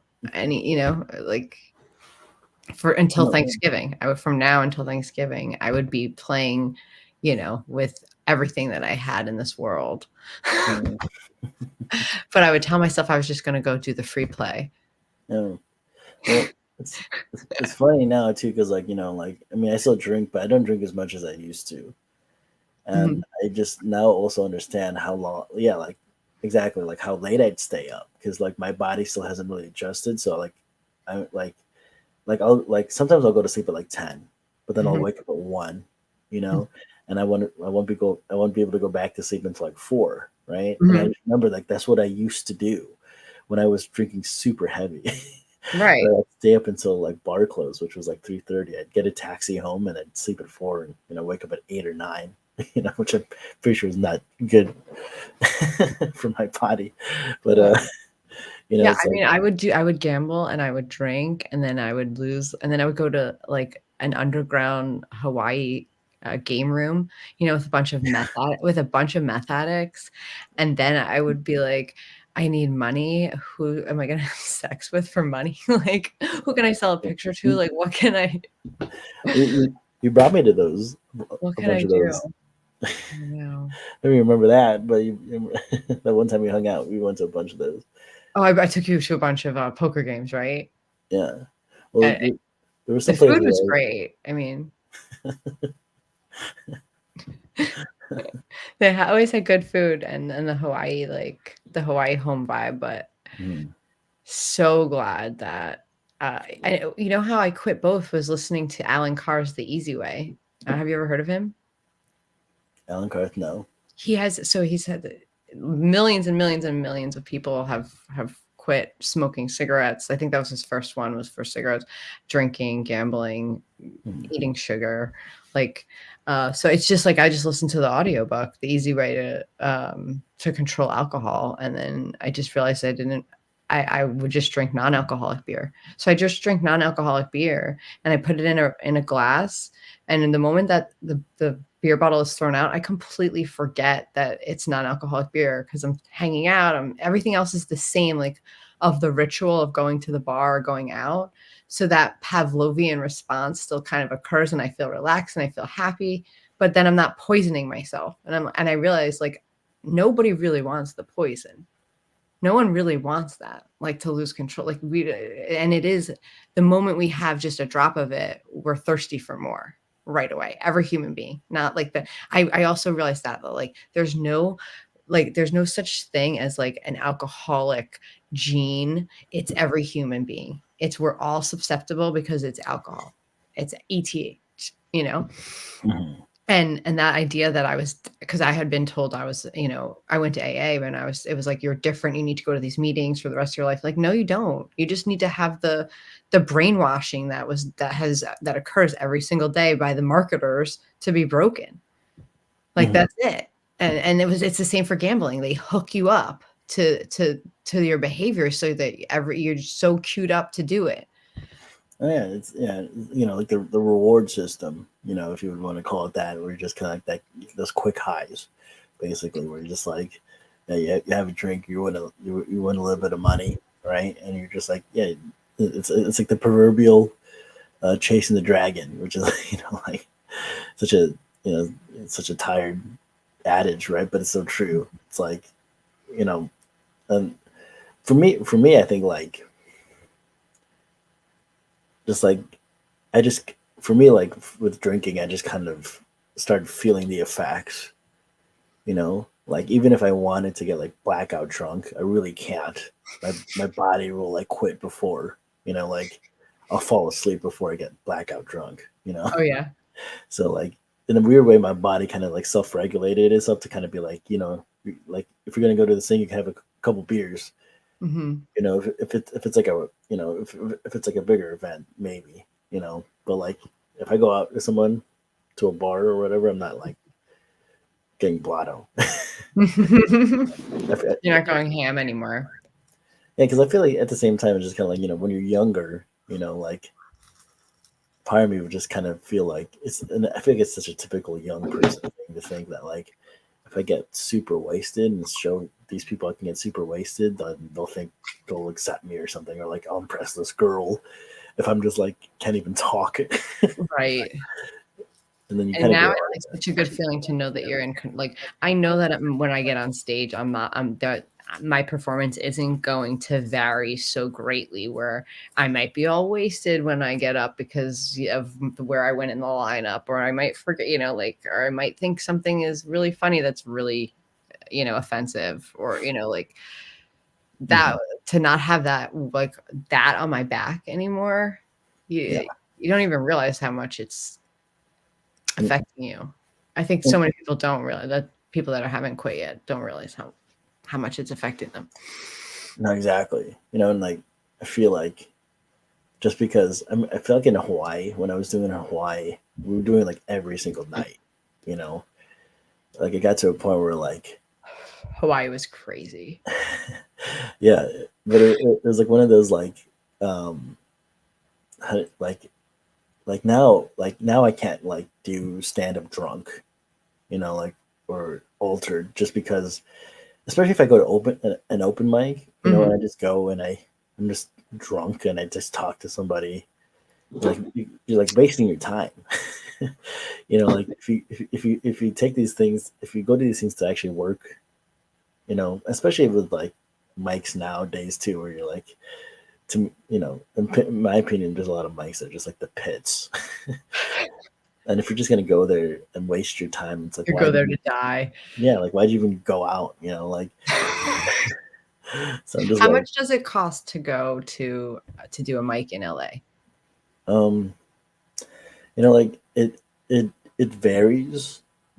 I found mics that kind of like do a donation now, so you don't really have to pay if you don't want to. You kind of get guilted into it, but like I'd rather pay for like those. I feel like a little bit more like laid back, and people are kind of more there to kind of relax and have a good time. so you can even if it's like a room full of comics, you get some kind of feedback. Because I get like when that slotted stuff came out, it took over, and so many people opened up these rooms that were The just kind of slotted like, thing where online where you go in yeah, and like in your okay, just you like in like your book a yeah, you basically like book an hour in a room with uh-huh. like maybe nine other comedians, and like when those places charge, and I get why they charge. It's like if it's a room that like they don't serve alcohol or Yeah, food, they have to pay rent somehow. everybody's chipping in basically. Yeah, but like also those types of rooms kind of cultivate this like even though you're only there for an hour with nine other people, those nine other people do not want to be there with you, and they're just rough. They're just always rough. Like no one's giving anyone anything. Everyone's just kind of waiting for their turn and then wanting to leave. You know. Right. I hate that. I hate that's what I'm saying. It's like I love comedy. I love to laugh. I want to laugh. Hmm. Like I want everybody to do good. I do. Like you know, Yeah. you And, probably do too, right? Like it's like you it's fun to laugh. It feels yeah. good. And like I feel like a lot of it too is kind of like, because like I found rooms where you know people have had to kind of like make themselves a personality in that room, the host Mhm. at least, or whoever owns that place, to kind of like cultivate some kind of weird synergy with everyone. Because like the other ones where there's like hosts that come in and drop in, Mhm. it's like a rotating like who knows who's gonna host. Like those Mhm. become like real. I wouldn't even say, like I'm gonna equate it to like being corporate, but it's not corporate, but it has that feel of like we're all at our cubicles. We all have our thing that we're gonna present. We all go up. We all say it. No one reacts to anything. You go sit back down and you listen to the next person, and like No one reacts to yeah, anything. and like they usually charge like I think it's like $5 maybe. Like no one's going above $5 unless like you're buying more time or whatever. But and people have complained about that, and like to I me, stay it makes away from those rooms more nowadays as much as possible. yeah, but like I like the thing I like to kind of tell people though too is that like yeah, just don't go to those rooms. Like the bars, like Flappers, or Yeah. like you could Yeah. go to the club still. Where they have a bar you can hang out at. Like Yeah. you're still essentially paying for your time through a drink maybe or Yeah. whatnot. But like like you don't have to leave after that hour. Like like You I, wanna go to a mic where there's some real audience. I mean, that's the yeah, it's like I talked to this guy once. He was fairly new, and he was like telling me he was like dropping like like $20 a night because he would go to like four different wow. slotted rooms. He's just like, yeah, like, I don't know how I'm gonna keep this up. I'm like, uh, don't go to five, don't go to four different slotted rooms. Pick like, Unless you're getting something really like, unless you're really getting something out of it. If you go yeah, to those 5 slotted rooms and every single night you have another 5 minutes, then yeah, that might be worth it. yeah. That might be a Well, really great investment if that's what's happening, but if it's just driving you to wanna kill yourself. well, to me, it's like either if it's doing that for you, then yeah. But I was like, pull back, just do one of them. like, why do you have to go to four different Pick the ones? best one. The benefit is that you tried them all out, now you know. Yeah, and like I don't know. To me, it's just kind of like you know you want to go that route if you want to like really grind and come up with stuff, and like I just kind of feel like at this point, the, and I feel like it's like that old comedy trope of like you scratch my back, I scratch yours. Like you start a mic or you start a show, get some Right. people that you want to work with, be on your show. Like that to me has always been like the fastest way to like That's always but I bet that's the benefit of going to mics if you go to the right ones that a lot of those people are running like more lower level shows that, you could at least get on where you're not paid or you're paid like a small amount. Let me ask you this, with your Filipino show that you're doing once a month, are you getting 100% of the ticket sales? uh yeah, but like And then you pay your comics. that yeah that Yeah, like that's what I'm doing too, and it's like having started doing that recently with this place, Gleason's, it's like so much better. Like, what I don't know what so many things. It's like, what was I waiting for doing this? What was I waiting? Because I get so much out of actually, and I've been doing it with Jonathan and just different, it's like it gives me that exhilaration too, like it's fun Mhm. going live and exciting to bringing different people in at times and stuff, but also running my own shows because I've always been able to fill rooms like in Hawaii Mhm. and with other businesses. Like I can fill a room. Like I know how to Mhm. do it. Like I, what was I doing? I think the lucky thing about my show is that we were able to find a venue that let us put the show on for free. Uh, Oh, so and, that's you're getting 100% of free? well, like because I know some places like they'll charge you to kind of rent the stage for an hour, or Well, no, however long the show is. if you're gonna bring them business where their people are gonna be buying food and drink, Yeah, it's depending. no, that's what I was alluding to. Was like we cut a deal with them where like they weren't going to charge us because we're going to bring people in, and Mhm. like by doing that we alleviated the whole like there's no reason that we can't pay our comics. That the one thing another thing I wanted to do was make sure that like our comics got something, just Mhm. because So how are you paying them if you're not getting paid for if it's free? from the door because we charge for Oh, okay. I thought yeah. you said it was a free show. No, sorry, like It's free to do. the venue, yeah, the venue Gotcha. doesn't Okay. charge us, Yes, I but see. we Yeah, do charge for for the sure. show, and like Right. that's and like because Well, like, some of these venues are taking all the ticket sales and then just and giving the booker a small portion, which is I have done yeah, that before, you know, which is not nearly as good as just doing it all. And because also when you're all in because you're paying comics, you did commit to pay them an amount before you've made that money. So yeah, you're like, there's that element of I gotta yeah, fill this up. I have to cover everybody. and like I have a producing partner which helps, but like sometimes there have been shows where we ate the cost just because like we Yeah, you gotta promised pay a money. little bit. So like, and I think like, and that I think that kind of also cultivates a good kind of at least reputation, or just kind of like like it's a nice way to kind of feel like you're doing something with your comedy. When you pay people, Yeah. especially for those comics, because we're so used to not getting paid. Yeah. Like once you finally get something for your material, it kind of I like making people feel good. So like Me too, yeah. like you took time out of your day to drive to this place, to put on a show. You entertain people, you made people laugh, and like you deserve something for it. So like we've been always kind of able to just do that. And I think the one thing that we were always afraid of was that like because our show is not expensive. I think we charge like $15 a ticket. Yeah, I did 20. Yeah, which is like not a lot because And like I brought everybody from Grand Central like to on the train an hour, and I was like, "And I'll cover your train fare, and I'll pick you up at the train station, bring you to the venue, and then I'll drive you all back to the city." oh, Because wow. my idea is I want to bring these people from that I know are great from the city that I can Mhm. get at a if I'm offering all that other stuff, like some food, and then their transportation is all covered, it makes it like an easier Do you live thing. in upstate New York? So my parents' house is about 50 minutes north of Manhattan on the Hudson line. Like it's like a straight shot Oh, on the Hudson line. So people commute, and so most people commute to the city that live mhm, around here. mhm, Although COVID changed that, a lot of people are working from home still. yeah. Like, and they'll never go. Like those brick and mortar businesses are never Oh yeah. I opening again. I could show you all the empty buildings in downtown LA.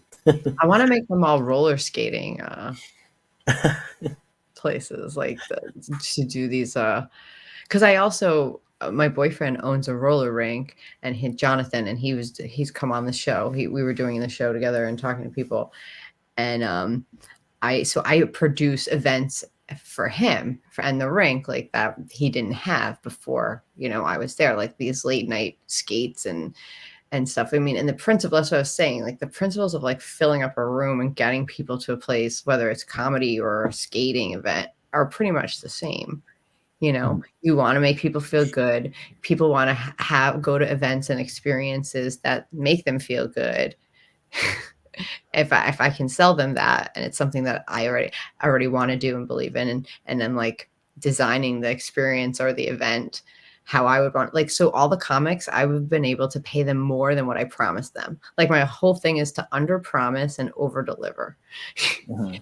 Across, like, the festival, people are like, what are the prizes, what are this? I'm just like, I don't, I'm just building it up as I go. And like, I'll probably by the festival have like all these amazing, there'll be like 50 different agencies there to look at talent, and also who knows what I'll have by the end. But it's like over 70 people applied right away, without knowing anything.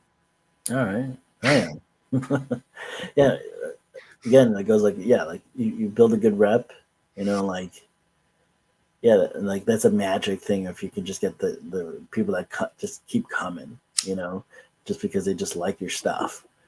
Like we've had that a couple times. People return to the shows because they just enjoyed it so much. We're just kind of like, oh wow, like if you could just tap into that and just like make this a thing that people want to come to every month, and like we'd be set. Well, and find talent that has some following. Like, you need to have some talent that is like that Yeah. has that you can advertise them and talk them up as, like, Mm-hmm. but I know LA, there's a lot of comics, but New York City is just, it's insane. I mean, it's like Yeah. everyone is doing comedy now. Well, I feel like New York has that advantage of just like, yeah, like your public transport is real good, and you could go to like a lot of mics in one night or throughout. Like LA is like so spread out, that like you could do that. You could definitely do that, but like you're gonna have to travel. Yeah, that's terrible about LA. That's I couldn't Mhm. handle that. All that traveling. Well, it's Remember when I won Let's Make a Deal when I was there? oh yeah, yeah. I just wanted to bring that up on the show because no one knows that I was on Let's Make a Deal. You won And you and took I the won. vacation, right? Huh? You took the vacation, right? Yeah. And so I had told Anthony Negrelli, remember, I was like, we'll split whoever, if either of us gets picked. And then I was literally like the first person chosen on the show. Mm. And I won the biggest prize. And I could have gone for the big 3 at the end, Mhm. but I didn't. I was like, no, I've always wanted to go to Amsterdam. You know, Did you end up going? fuck yeah, I went. It was amazing. It Hell was yeah, probably one of the best trips, if not the best trip of my whole life, hell yeah, that's was that awesome. trip. And then I just realized, like, okay, I can just say I've been on CBS now. Mm. Oh, I, That's a credit for my comedy career, you know? yeah, I've done that. Uh, I was on Fox through that. I thought, Through what? well, I was actually like my buddy was on it, and they needed just people, uh, not like in the audience, but there was like a segment where like there was like a crowd for something, but I Mhm. was I was in that, but like you can't even see me. But like I still, if I just like use that as You're a like joke. an extra in a commercial? No, like for a segment for reality, Oh, for okay. one of those talent shows, like Okay, one of those like before they perform. It's like, look at gotcha. these people, Right. but like you don't even see me. I'm like it's edited in a way where like I'm just like I'm cut out, but like I still use it. I was like, fuck it, I showed up. Right. Well, that's like I was were you on Adam Devine's house party in Hawaii when You know what? I never went to that. well, I did, and it's like, okay, that's a Comedy Central credit right there. Mm-hmm. Now we got CBS, Comedy Central, I danced on MTV. Whoa, we're looking good. Yeah, We're I was looking good on some comedy flyers. I was remember when I first got here, I was in a BuzzFeed Samsung commercial. Oh, yeah? Yeah, like Joel was in it and Negrelli was in it. This is like Oh, very really? early, Okay. but it was for one of Samsung's like camera phones, and it was a Christmas commercial, and like they used us because we weren't. in SAG, and We're they not didn't. on SAG. Yeah, and they made us improvise lines so they, so they wouldn't pay us, because if it's scripted, you got to pay. Oh, that's Uh, so funny. and so like I remember the one thing they kept in that was actually spoken by us was something I said about Christmas, and like I made a joke about how I like to stuff my face with ham, and they kept in that line where I'm just like we're all standing around the table. I'm just like I can't wait to stuff my face with ham. I was like, That's funny, actually, when you think about it. yeah. Look, I like to be real goofy. The sweater they gave me was like super tight, So like they were definitely playing on like here's the fat kid talking about ham, stuffing his face with ham. So So what was the network? What was the credit? it was just the commercial they would run on fucking YouTube or whatever. Oh, so you So didn't. So would you say Samsung commercial? Like what? How yeah, do you capitalize? How do you monetize like that? I split the credit. I go, you see me in BuzzFeed and Samsung, right? Because it was BuzzFeed had the ad running. Yeah, it was sponsored through BuzzFeed, and yeah, but That's brilliant. Sam's So you made it even more. When you say you split it, it sounds like you made it less than what it was, but you actually doubled it. oh yeah, You like multiplied the credit. I will milk anything, like anything that will, They're like, write down that they give you their card. They're like, write down some credits on like MTV. Like I was like 15 or 16 when I danced on MTV. Like, still counts. The, but the, I the was way on like, MTV. yeah, the way I look at it is like if you showed up and you were there, then yeah, the hell yeah, You it's your had an time. experience. Yeah, This is so probably going to be the little clip for this podcast. It's us talking about our credits and stuff we've been on, and your head going in and out of your background I, Pikachu dog or whatever it is that you've oh yeah, been doing yeah, my little corgi. this whole time. Do you still have a dog? No. Your dog uh, died, but right? funny enough, yeah, Negrelli's mom adopted my dog, so she has my dog.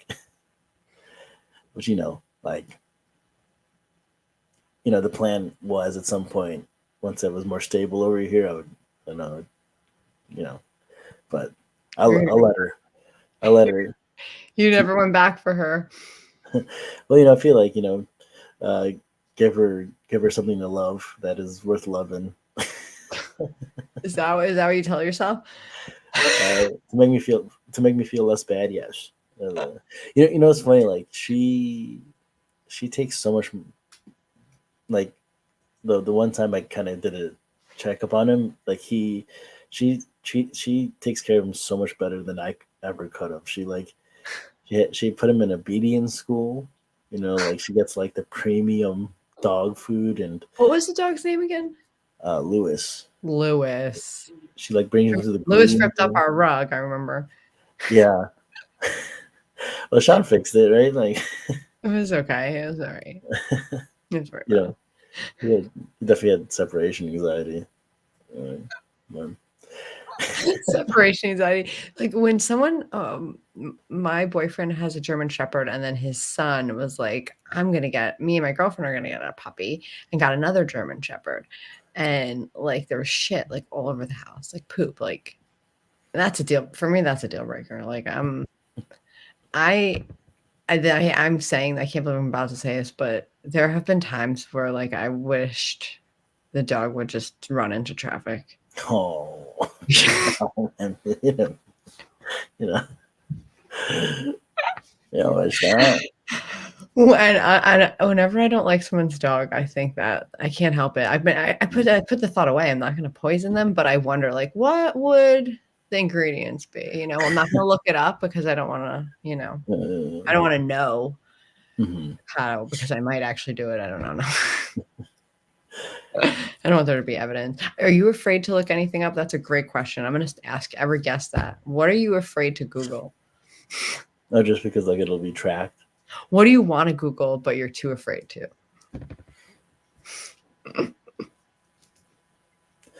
Well, There are definitely things I've Googled that probably would get me in trouble. Like just out of curiosity, like how to make a bomb or something like that. You've Or looked that up. yeah, there was there was a drug I was doing research on where I just needed proof. So I looked up, and the premise of my joke was like this is how hard the world is for women, Uh-huh. and it's like the premise is like even if you're a female pedophile, like not all women can be female pedophiles. Right. Like you have to be hot still. Yeah, you do. Like, well, the hotter you are, the less time you do. Yeah, yeah, or like the more successful you are, because there ain't no. I think I closed the joke by going like, if you're like a 7 or below, like good luck with those 15-year-old boys. They're not going to choose you. But like, yeah, I think I looked up. I've googled like female pedophiles just to look at mugshots, just to kind of prove my point. I was like, yeah, Yeah, okay, I've done that. I've looked up female pedophiles. yeah, yeah. There was a uh, there's uh, there's a the sex museum in Vegas. Hmm. I don't know if it's still open. I don't know if it's survived the pandemic, but I went there once, and like, I think this is where I got the idea from initially, because like there's a hallway just filled with like women and their mugshots, and like they're all like stunning looking women. And I Okay. just thought like I thought the connective tissue was like, oh, these women are beautiful, you know. But you Right. get to the end of the hall, and then you just read on the plaque like these are all female pedophiles. How many female pedophiles did you jerk off to? Did all of them. And you you know, imagined yourself as like, a teenager. like You I go think through the whole scene in your head. yeah, I think it's one of those things. The older you get, the more you realize, like, yeah, even if they're super attractive, it's still like real fucked up what they do. They're not dealing with children, but like, it's like these women just these women just apply themselves. Well, that stuff I feel like is something that you're just kind of, what's it called?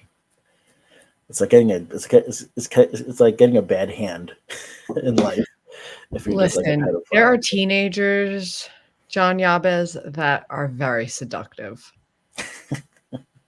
I can see how these women. That's why I've looked up female pedophiles too, and it's like some of these teenagers are so so so seductive. They're so Mhm. sweet, and then they're so manly. They're teenagers, the ones that like. I mean, yeah, you're sick if you're hooking up with an 8-year-old boy or something. That's gross. Like that's disgusting. But Yeah. the ones that get in trouble and go to jail, they're like the kid was like 15, Mhm. 14, but looked like he was 18. You know what I mean? Like had Yeah. a goatee, like. Yeah. I And think like then had that teenage sweetness, seductiveness, and passion that it's just a combination that is just mhm. so attractive. Mm. Yeah. I also tried to seduce multiple teachers in high school, and I wasn't successful, but No. I would have kept well, I did hook up with my neighbor who was a teacher, but just not at my school. Oh, well, So that's a little different. and he waited till I was 18, but I was a senior Oh, in high well. school, so Okay. Well, I mean, like, I think at some point too, you have to have the wherewithal of just like, yeah, you're dealing with a child.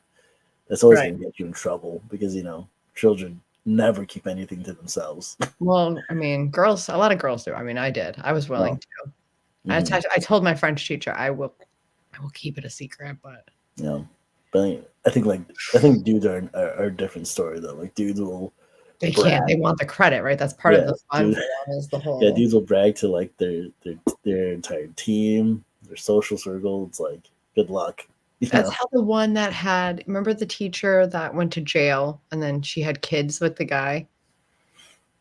Mary Kay Letourneau, Right, and I was reading about her recently. I think she died too. she died recently. Yeah, yeah, a Yeah, I couple was of years reading back. about her. He said in the interview that he went after her as like a bet with his friend. Hmm. So, it's kinda interesting, like, he wasn't really, like, so in love with her at first sight, like did Yeah, you watch any of those interviews? What's your take on her? I remember they made that like made for TV special or movie about Mhm. that, which was like remember watching it retrospectively. It was like really badly made and it was hysterical to me. It was captivating, though. I mean, Yeah, well, it's like I think that's like the first, maybe not the first, but like that was like that was very high profile. That was like such that like sent. I remember that just like was huge everywhere, and like uh like what was like I was so young when that happened. The whole not that it was foreign to me, but I was just kind of uh like the concept of just hooking up with a teacher was just I think I was too young to kind of comprehend what was going on to and why. even think that was a thing, like that was even Yeah, because like that some people had that card in their hand that and then they were going to play that yeah, card. well, it's like I think at the time too, like there was like none of my teachers were like that attractive, to be honest. Did you go to Catholic school? I did. I Yeah, did when a we have Catholic. that in common. I know. I thought we had that in common. Yeah. Oh, I will say this: like when I was my seventh and eighth grade teacher was was very attractive. She was. I remember she was straight out of college, so she was like 23 or 24. Oh yeah, those are the ones. Those are the ones that go to jail that get in trouble. Yeah, but like I just remember just that was a big. I think in the process of growing up and like my development, that was like the first time I was like, oh yeah, I think I like girls a whole lot. That's so funny. 'Cause I remember like she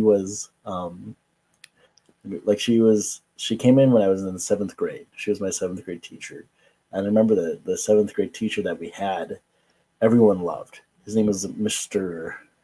Carr, I think, and Mhm. everyone loved him because he was like goofy and funny, and he was kind of like the stereotypical cool teacher that you wanted. But Mhm. then he left. I remember everyone was devastated, and then like I And remember this like hottie walked in. yeah, I just remember I remember like a few days before school started, me and all my friends were together and we were like, we're gonna make this teacher's life a living hell. We're gonna like make him quit, make him bring back Mr. Carr. And then like literally the first day of school when she walked in, like this is a memory that's just so burned into my memory. But she walked in and she had like this like small fur coat. It was Like a like shrug, it wasn't even like long. It was like like a one of shrug one that just goes over like the yeah, top of her shoulders. yeah. And she Yeah, came in, she had like glasses, and then like as soon as she opened the door and walked in, like the wind blew, so her hair like blew like she had behind a her. moment. Yeah, and she kind of like she like, did the whole head shake, and I was just like, um, never mind, fuck Mr. Carver. It's like I will die for this woman. I think. And every kid in the class was singing the same thing, right? Well, Every boy. yeah, and like like looking back on it, I was like, she was definitely aware because like I remember like, She staged that whole moment. well, because like it's funny because like I remember like the she was my teacher seventh and eighth grade. She stayed with us, you know, and I remember like for Halloween, seventh grade, she was uh, she was a nurse, and then in eighth Of grade course she was. in eighth grade she was a cheerleader. Oh, I just remember just like, and I just remember just like all the dudes were in love with her, and like all the girls in my class like it was like a love hate relationship. They legit because like she would like give them tips, like how to do their hair and stuff like that.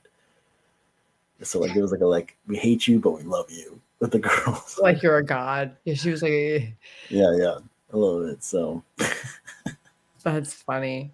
You just made me think of your joke that I kind of vaguely remember, and I of something of about the girl in the military that was wearing makeup or oh something. yeah. Well, the like I just remember, yeah, that was how did that go? Oh yeah, like I mean the story was like there was this girl that was very attractive in my boot camp division, and they let her wear makeup. And like one of the rules of boot camp is like you can't wear makeup, but she obviously was, and like we were being punished once because of something that happened in like a different building, and like our drill instructors were yelling at us and being like, you guys know why this is happening? You guys know why this is happening?" And one of the girls, one of the girls just jumps up. She points at this girl that's wearing makeup, and she's just like, "It's because this bitch is wearing makeup," and like almost get into a fight. and then drill instructors are just like blindsided because they're like trying to like bring the piece back. And they're Because like, that's not what it was. They're like, no, no, not at all. like But she's wrong. yeah, this girl was just definitely waiting for them for a moment to like just make her feelings known because Just like as soon as someone asked what someone was doing wrong, she was going for it. because like I don't Was know, she very ugly? Like she really needed makeup, and she was kind of like, "This girl's already hot, and she's making herself hotter by wearing makeup." Do you think this is fair? was it? Are you asking if the other girl was ugly?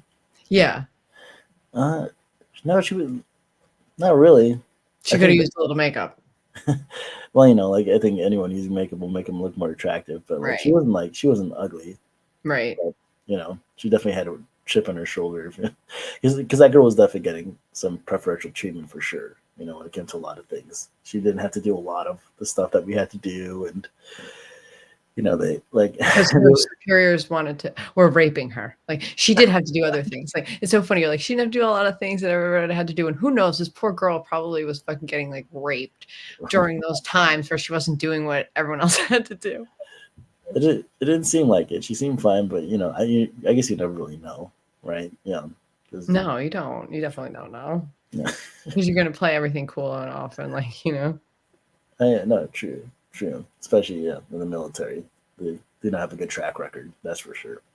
I would say thinking about this now, honestly, if I'm in the military, I made the commitment. I don't think because I'm hot, no matter how hot you are, if you make a decision to go into the military, you have to on some level know what you're getting into that like no matter how high you are, you would be expecting to just be drilled and battered kind of. So I would think that if I started getting special treatment, I'm thinking of other times in my life when a man started giving me special treatment, it has become so uncomfortable because it's like, what is he expecting? What does he think is happening here? And it's like, so it's like, what was the cost of that special treatment? I just think in the military, it wasn't just because she was hot, like, That's true.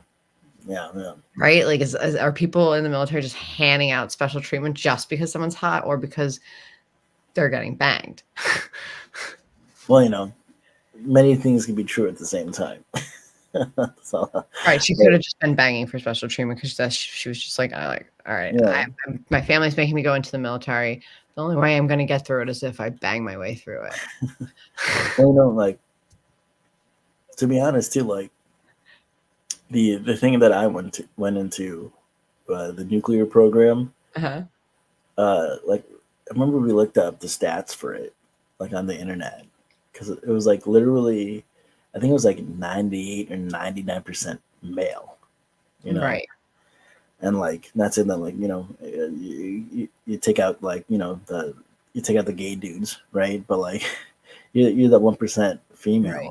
female, like it's it's that weird like dichotomy of you know at some point you do get starved, because I remember like I remember like our first place that we trained, like you could see it happen because they don't let us off base, Right. so you're stuck on base, and at some point, you're just like you're like you're a straight woman, and you're like, like it's like kind of being in like really like the Willy Wonka's chocolate factory. You're just like you could just fucking go bug wild. Like I knew some girls that did that. They were literally like they just treated it like like I have free reign, and whoever I want.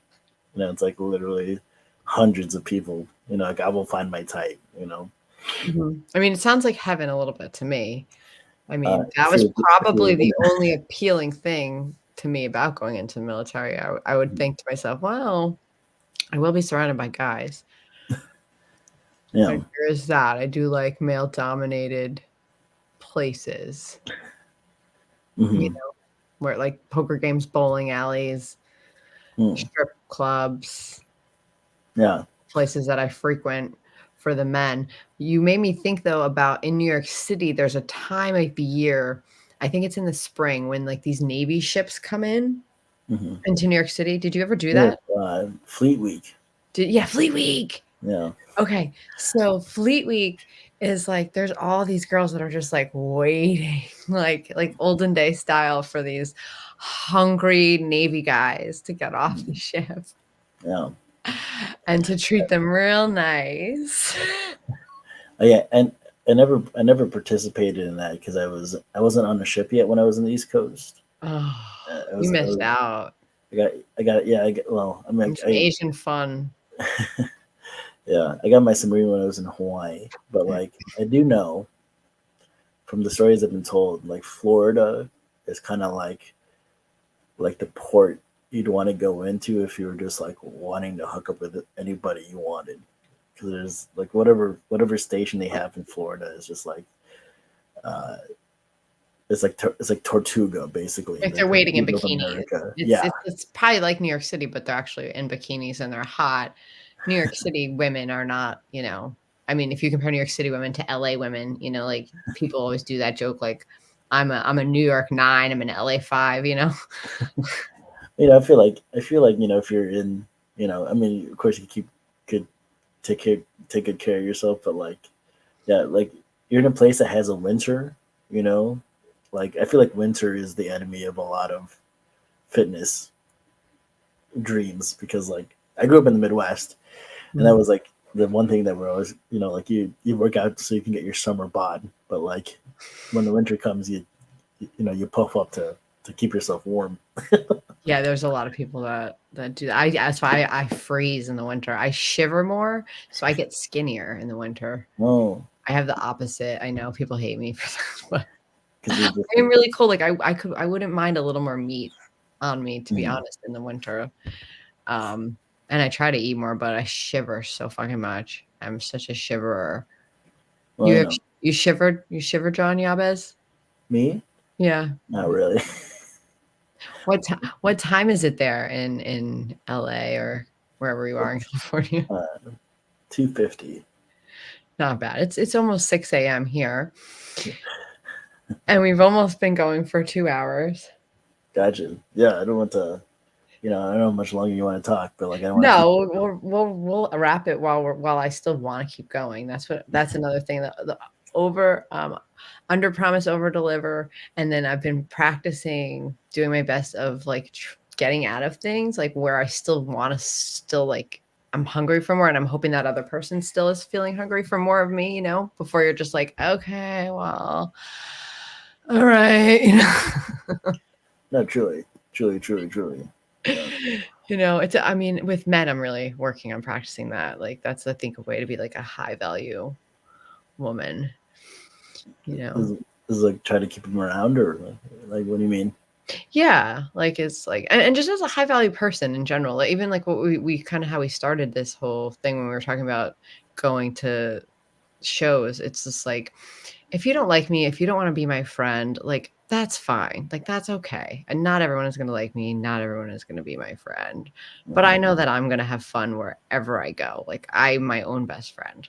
And Yeah, that's to me, you have to be your own best friend or you're probably not cool. Like that you need that that desperate energy, of like, please be Mhm. my friend.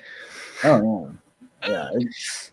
I But definitely have. yeah, so I find like with men, I'm it can as a woman, you can want to like overstay, I don't want to say overstay your Mm, welcome, but like it can be easy to. And it's I think it to consciously say, okay, I really like I want to keep staying here, but I gotta get out. I gotta get out of here so that mhm. they want me more.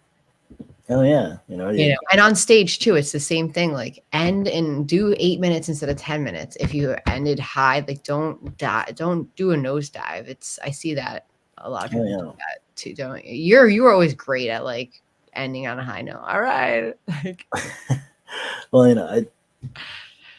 I yeah, take us out, John Yabez. no, that's something I've always been aware of, which is kind of like I gauge, like I know what jokes I'm gonna tell, kind of. I don't like stick to like a maybe I should at some point, but like none of my things are scripted to a point where I need to say them verbatim, word by word. Mhm. But I also know like if a joke I have gets a big enough reaction where I just know like The rest of my stuff is probably not going to get this reaction. I'll get off stage. I'll end. I don't care, like, because like, yeah, The host comes running up. You've only done 3 minutes. What are you doing? That was my TikTok live version. Yeah. But no, I get that. Like, you leave them wanting more. Like can't miss someone unless they're gone. So like. And I have missed you, and I think that, like I was saying, that this is one thing I'm really loving about doing this, is it lets me think in my mind, like, oh, who do I want to talk to? Like, who can I, and then people that like yourself, like, we were one of the first people that came into my mind, like, oh, he'd be fun to talk to, and he's a comedian, like, but even some of my friends that I haven't spoken to that aren't comedians, I'm going to bring them on and just, that have fun personalities that do different jobs and stuff. It's fun. I like asking people questions, and no, for sure. we just talked for 2 hours, like, and I didn't let anybody come in. Like, there was someone that wanted to come on the show, and I was just like, no, he's gonna ruin our flow right now. Like, oh, appreciate that. No, I think like, like, I don't, like, I got this set up, but like sometimes, I'll just like, I don't know, like I'll just like put something up on my computer that I'll just watch. Sometimes people will just drop in and watch me watch something on YouTube or whatever. That's crazy, yeah. But Well, like, that's what my thought was. I was like, every time I go and see somebody's live, it's usually really boring. Like, they're golfing, or like they're tying their shoes. Like, it's really boring. So, right. Well, if I could do something that has little segments, like, I think that the coming in a blanket and always having like an outfit reveal is something that, I would myself, like, if you were always in a blanket, I would get hooked on wanting to just see what you were wearing for the day, just out of pure curiosity, like, what's under there today? And maybe it's boring, maybe it's exciting, maybe, I maybe just it's want to another know. blanket. That's the human mind wants to, and that's the thing about OnlyFans that I realized, back to that, is that because I saw comedians on there and I wanted to see what they had. I found myself with a desire. I'm like, what's behind that lock? Yeah. I want the cheat code. I want the lock. I want to break the code. I'm saying every viral word now. I have a list of them. Well, I think it's always funny with comedians too, because you never know what they're going to do with the platform. Because like, yeah, OnlyFans, like their OnlyFans could be them naked, or it could just be them doing bits. It's like, Right. There are comedians I know that just post their clips on Pornhub as a joke. They'll give it some. They probably get more if you pick up one fan. Why? That's what I'm learning. It's like, Yeah. No, yeah. use everything you got, put them all together. Exposure is exposure. Like, who cares like how you get it, or like where people recognize you from? It's like, I think ultimately you have control, at least of that, of your image. And so, like, whatever you want to put out in the world, however you want to do it, it's like, if people want to be like, well, why are you doing it on Pornhub? And you're like, well, here's the clip, watch it. Like, it's just me doing bits. So, like, yeah, right after you come, but you're still on Pornhub. You're like, you'll just click on anything that's not porn, but if the website's still up, so you know what, you might. That's so that's somebody that's thinking at that chess. I just learned to play chess too, like at that level of like, oh, okay, well, when I come, I'm so like, I hate sex after I come, right? And so no one is like, oh, give me more of that right after. But it's still, the thing is still there, so it's one less place to click to have something that's not sex. Well, that's why a lot of people like to smoke after sex. It's like, because why? Why? Well, because I think he said it's like, like, it's not sex. After sex, you don't want to have sex. You just go out, get up, and have a cigarette. Fucking. Also, I feel like that kind of brings you back to baseline. Like, oh, I'm out of here. Yeah. I need the oxytocin though after sex. I need to cuddle. I'm very honest and upfront about that. Oh yeah. I'm like, if we do this, I need you to stay for at least 15 minutes, and then you can get up and you can go. So Yeah. it's so the person doesn't have to get anxious, like, oh God, do I have to have her like head on my shoulder for like all night? Like, it's Mhm. like you could take 15 minutes of my head on your shoulder. Like, I just sucked your dick, okay? You know, Oh, yeah. it's not that heavy, dude. Intimacy is like besides, like yeah, the feelings, right? Like there's definitely like there's definitely a purpose for intimacy, so Yeah, like, like and, as a and woman, anyway. well, I think everyone kind of has like their different flows of what they want, for sure. And Mhm. it's like it's nice it's nice to feel that because like you feel like appreciated, you feel like you've been accepted, like I get that for sure. It's like, yeah, to me it's always kind of been like kind of cold if you just like afterwards you're like, well, thanks. You're just like, and Yeah, just I'm never calling you leave. again. Like, all right, man. Uh, I get that. So I'm not hating on that. Are I you think seeing are you seeing anyone, John Yabez, currently? no, No. I'm I'm like it's You're such a eligible, if anyone is wondering. I think it's a stereotypical thing to say about LA, right? But like, you know, dating in LA is like it's pretty bad.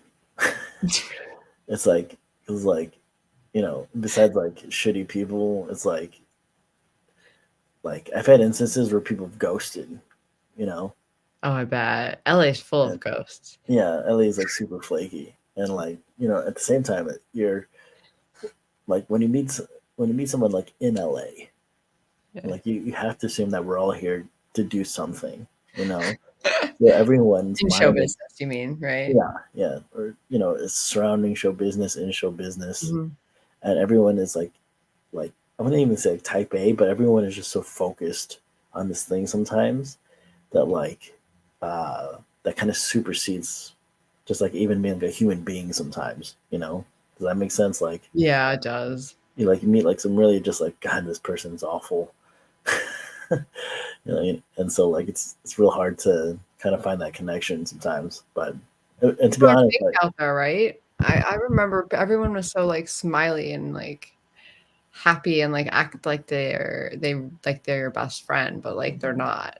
But no, you yeah, feel like it for like, that they are, and then you realize, like, no. it's that I forget who told me, but it's like like people in LA are always looking over your shoulder. Like if you're at a party or whatever, like they'll ask you a couple questions to kind of see like what you're doing, and if Mm, what you're doing aligns with what they're doing, and if it's not, then they're immediately kind of just like, well, opportunistic, yeah. yeah. So like sometimes it's kind of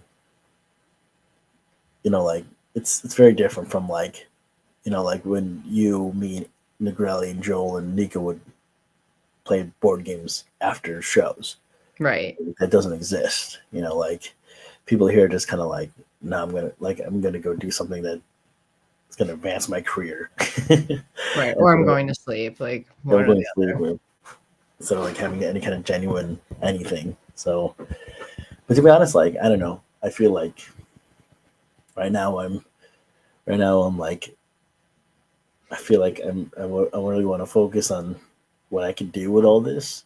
On being that person that you just said that people are like, right? You're just like, and I'm one of them. I just wanna Yeah, get with yeah, my yeah. career, and I just want to slip I back don't and really wanna be friends with anybody, so yeah, I'm just a cog. I don't need no more friends. Like it's just even when even when I've gone on dates, we're yeah. like they're like, oh, like I think you're real cool though. Like I think we'd be real good friends. I'm like, ah, my circle's closing That's true. because it's like like I don't know. It's like You gotta string me along for a while and have sex with me, and then break up with me, and then maybe we can be friends, like, maybe, because then I think you're really cool, and you left me wanting more, but at exactly, this but point, like I just paid for dinner, and now you're saying maybe I could pay for more dinner? I'm not, but yeah, yeah, what yeah, are you saying? exactly. And Friend, it's just like are there what are you? benefits with this friendship? Like, But it's because just like maybe I'll hear you out, what do you Well, I'll hear your yeah. campaign for friendship. Well, you have to be my friend. Like, to be honest, like, you don't have to do much to stay my friend, but like I just kind of like to keep my circle a little closer nowadays. Like, Right. which may be bad, which may be good, but I don't know. I feel like I do not like my time being wasted. Well, there's definitely like comfort for me feeling like doing comedy now, like 10 years of being able to think, who do I want to talk to? Who can I say, hey, you want to come on? And like there's that trust and that knowing that Mhm. of who they are, being able to be like, oh, this person has been doing this, and that they're on, you know that they're writing, that they've been working and Yeah, grinding versus someone that's just like, hi. yeah. It's funny. Like, to be honest, that's a lot like how I am here, because like I will choose a better part where like I will choose who I want to work with, Hmm. and like and I like maybe that's kind of showing me in a bad light to some folks, where I'm just like, if I don't want to fuck with this person, I just won't, you know. And if like they take that as like I don't like them, like if you don't directly express that to me, then I'll never know, because I'm not here to pick up signals, like. Right. But you Which sound like you don't really like them though, so. um like Stupid little ass bitch, I ain't fucking with you. well, just like it's funny because I feel like the people that I'm friends with that know me will like tell people that like were unsure of me how I really am, you know, Uh-huh. because like I think like we said this earlier, right? Where you're like, you're pretty quiet sometimes. Mhm, I think like uh, people have interpreted that here as me disliking them, but mhm. it's more just like if you don't, like if you're gonna infer that from me without ever interacting with me, that's like not my problem, Right. because I don't And I know don't you. really wanna know you anyway, because 'cause you're Yeah. not taking the Well, time to ask me a few questions or, talk to me. well, it's funny. Like I had lunch with a friend, and she she kind of asked me. She was just kind of like, she's like, do you? She's like, she was like, is there like a rumor going around about you or something like that or whatever? Like, because she's like you were like she's uh like the sentiment was like you're real funny, and I think Mhm, you should be like out there more. mhm. And like I know, and she's like I know I brought your name up in conversations with people, so like it's not like people don't know who you are, you know, but like and then they'll say like they'll reach out to you, but like I get like has anyone reached out to you? Like, no. And she's like, oh, like and then that's how it came up. She's like did you do something to people, or like no. Or just not respond to them, or she was kinda trying to figure that like, yeah. Yeah, and I'm like no, like if like if they did, I would definitely have conversations with them at least, about what their show is or whatever, or what they Always, want. right? Yeah, because like like some people will try to trick you into doing like bringers, you know, Well, and like yeah, I mean, and things like that. Yeah, and like sometimes I'm just like I just know some of the crowd this person might be associated with, where I'm just like I'm not gonna get my name attached to that. right, hell and fucking right. Like You've seen them posting their same shit for years, so doing their same. or just like even like if they're associated with someone I just know is shady, I'm just like I have the impetus just to kind of like not deal with that, because like not saying that like I cast judgment on comedians who work with these people, because like comedians I think themselves are just like we're whores in a way, like Right. we will we will put the blinders on even with like some people, like it's Yeah, I don't care people's political views, like, I don't care about any of it. yeah, but it's kind of just like like when all that Chris D'Elia stuff was happening, Mhm. and people were just some of these like some of these dudes were like really railing against him, and Yeah. and he was and he's a scumbag for sure, right? Mhm. But then I was like like like I know these dudes. I'm like if this dude, if Chris came up to you and was like, hey, I'm about to go on tour, you want to come? They would, you know. And I'm just like, yeah, and this kind of shit. I'm just like, like I know you.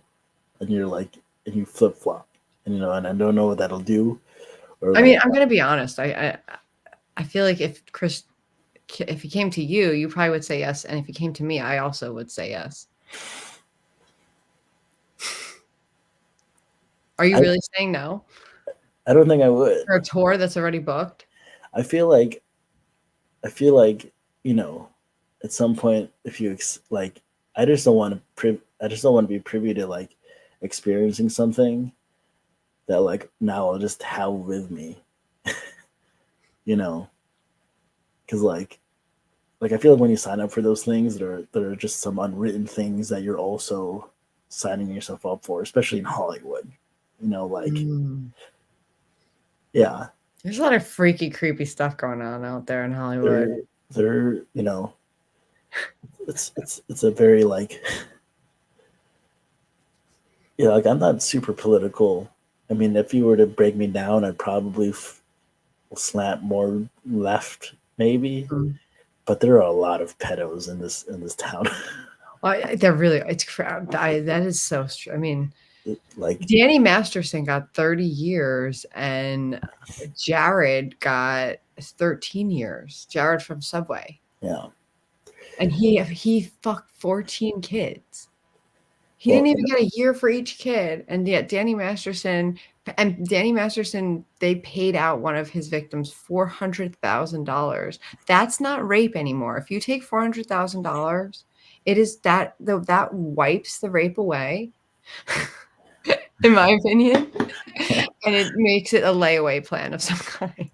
yeah, And I don't know, maybe she needed to be given more money. I don't know what it was, but like, that to me, it sounds like his victims weren't really like, I mean, $400,000 really takes the PTSD off, I think. well, yeah. I mean, like, I think the financial comfort for sure, but like, I feel like the act is still there. I Right. I like, mean, but the thing, and this is coming from me, most yeah, women have been raped. You know what I yes, mean? So it's like I would have liked $400,000. You know what I mean? And that time frame that he did it, and I know this is so not what anyone else is saying. I know I'm like the only person I know that's saying this, but I believe it. Like that time frame when he did that, the definition of rape was different, and like what was like. And then he was also in that cult, and he was also affected and maybe given and entitled by them, and that goes to your head, whether when it should, like somebody blowing up your head and making you think that you can do things that you can't is just as bad as someone being abusive to you, in my opinion, because now look at where you are, you're going to jail. You know what I mean? Like, and I don't think anyone has taken any time to even think about that side of things. I'm not saying his victims don't matter or that, like he shouldn't have consequences, or I'm not saying that, but I just, how everyone is like 30 years, he should have got more. And I'm like, really? Because Harvey Weinstein only got 22 years. Like, yeah, yeah. Well, yeah, I think it's like people expecting like a life sentence, because like 22 years for Harvey Weinstein, that's pretty much a life sentence. Like that guy's like what, in his early 70s or something like that, or but he might even be able to parole. Like it's just, yeah, there's no, I mean, Jared from Subway only getting 13 years. That's crazy. no, yeah, yeah, and like I wonder what you say to Jared from Subway to like blow up his ego, like you're the Subway mascot. It's like, No, I was talking about Danny Masterson, oh, and Danny like, Masterson, yeah, no, I won't. Jared is the most disgusting. yeah, No, I'm saying like he was, if it was these two women, also like there wasn't there couldn't have been DNA evidence and all of that now. So like it also was hearsay. It just seemed really yeah, excessive with all these years gone by. The fact that he also was in that cult, and it, and the fact that everyone is thinking the same thing. I'm usually thinking something okay, else that I'm looking for because yeah. it's just Well, I think it's like one of those things you gotta, you know, especially if you get up to that point where you're like a celebrity, it's like do some kind of mindfulness or whatever, or just kind of just realize that like you gotta find a way to kind of keep yourself humble, because you start getting you get those complexes, like we live in a day and age where like you're not going to escape something you did, you know, and like I just feel like with that guy, like, and I think another thing too is that like everyone kind of processes things differently, Hmm. like especially with that stuff, like who knows, like when that hit those women, like they may they may have, especially 30 years ago, right? Like the 90s, right? Like definitely a different time, right? Different culture. Different It's culture. advertised. It's like, I mean, that whole rape culture was like being marketed, basically. Yeah. And like in a way, like it still exists, but it's morphed in a different direction for sure. But like, I think for that guy, like I think they just wanted to send some kind of clear message, especially with Scientology, that like, that stuff isn't gonna protect you as much as it used to, because I think they needed, because like you could probably round up a bunch of Scientologists and charge them with something for sure. He probably didn't rape anybody. Like, he's probably just a fucking scapegoat.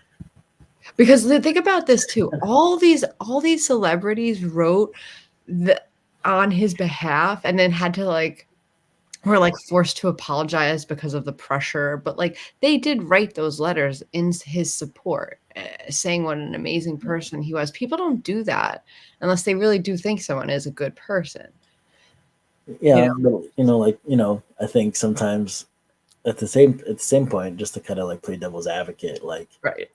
like most of those people probably just didn't know either, because like you could definitely know someone who's like super nice to you, like every single day you work with them, they never do anything weird, and Yeah. like you find out that they murdered their wife 15 years ago or whatever, and you're like, you just never knew, like I Right. like that, I kind of that Passion.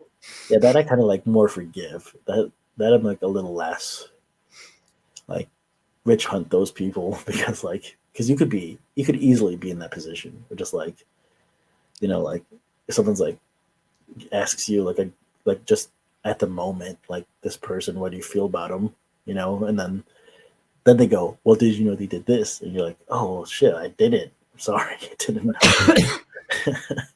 So but like, But they knew what they were writing in. So if they were writing to write in for leniency. You know what yeah, I mean? They already knew what they were and writing. I mean, it yeah, wasn't just like write something for him because he's trying to get another job. It was like he's on trial for rape, and yeah, can you maybe write him a letter yeah, because and you I guys guess are such good friends? yeah, and I guess like like I guess you don't have to write the letter, but like I guess for some of his close, your close friends will. I don't think Mila Kunis and Ashton Kutcher should have then apologized.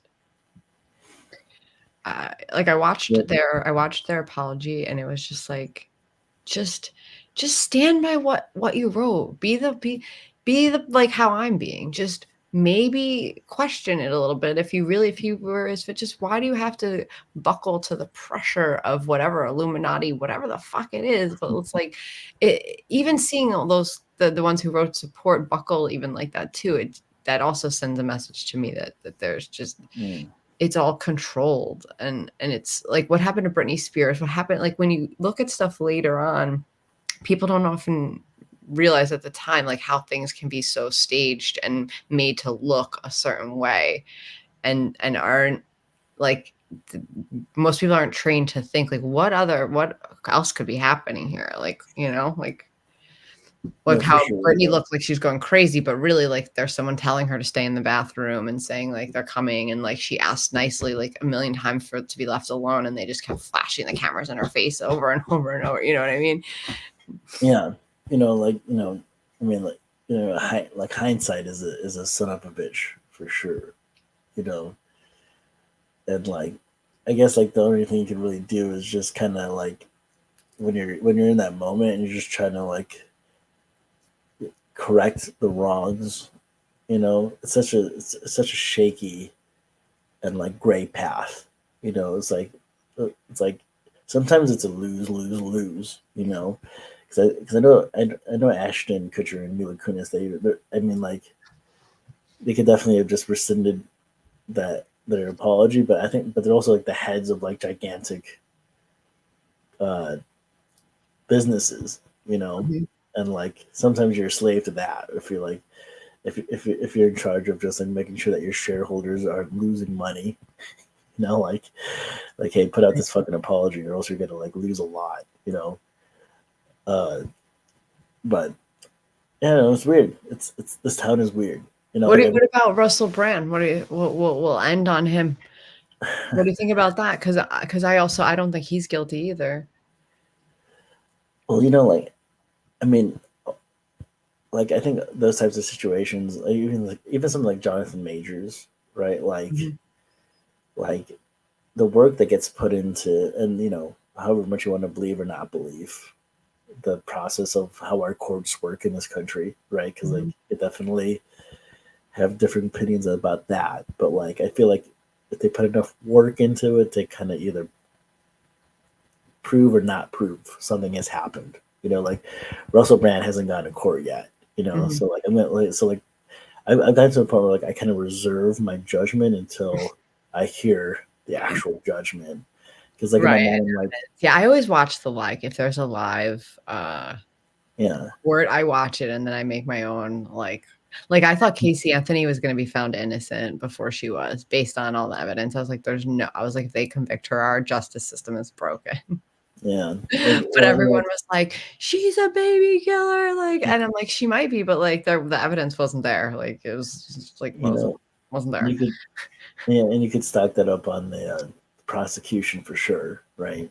And like it's their job to make sure that you know But people are wrongly, especially for rape, and that's I'm true. not saying there's so many rape because majority of rapes don't ever get reported. Like I don't want to go That's through true. that. Like the most I've ever done is a rape kit. Like that's the farthest I've ever went one time.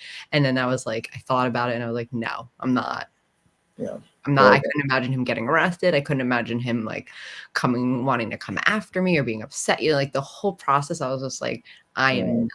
And thinking about it to myself, like even now, I still think that was 100% the right decision. Like, I don't wanna be traumatized. I don't wanna go through, like, any of that yeah, for what? Really, like, it's making it worse. It's not making it better. I'd rather just turn away from it and make better decisions. I mean, and again, it's not like yeah. it's, "Oh, It's it's not the I'm not saying I'm victim blaming, but, like, we all make decisions that put us in places. Even if you get yeah. murdered, you made a decision to do something that put you in the situation where you were able to get murdered, Sometimes, you know? I mean, sometimes yeah, you're just like sitting on your fear couch, comes in, but even then, psycho. still, like, like, It, it's you know, it's like it's everything is we have a role in our lives, like yeah, you know, like I think you know, like I I tend to kind of like disagree with like a lot of things that are happening in this country for sure. But like if there's one thing, you know, I do believe in is the fact that we still have, you know, a semi workable justice system that like puts a lot of effort and on both sides. You know, like whatever judgment someone the court comes up with, it's like I know that they've been through weeks or even months of deliberations, picking a jury, having to like do cross examinations, having to present evidence that like if you're not privy to that, if you're not like paying attention to that the entire time, and then like a judgment comes out that kind of surprises you, like to mhm. me, like if I believe that this, because like you know, I mean, our country isn't perfect, but I do feel like we are living in the best country right now. You know, That's a perfect way to go uh, out because I love uh, America too. I couldn't agree with you more. you know, because like I think just you know,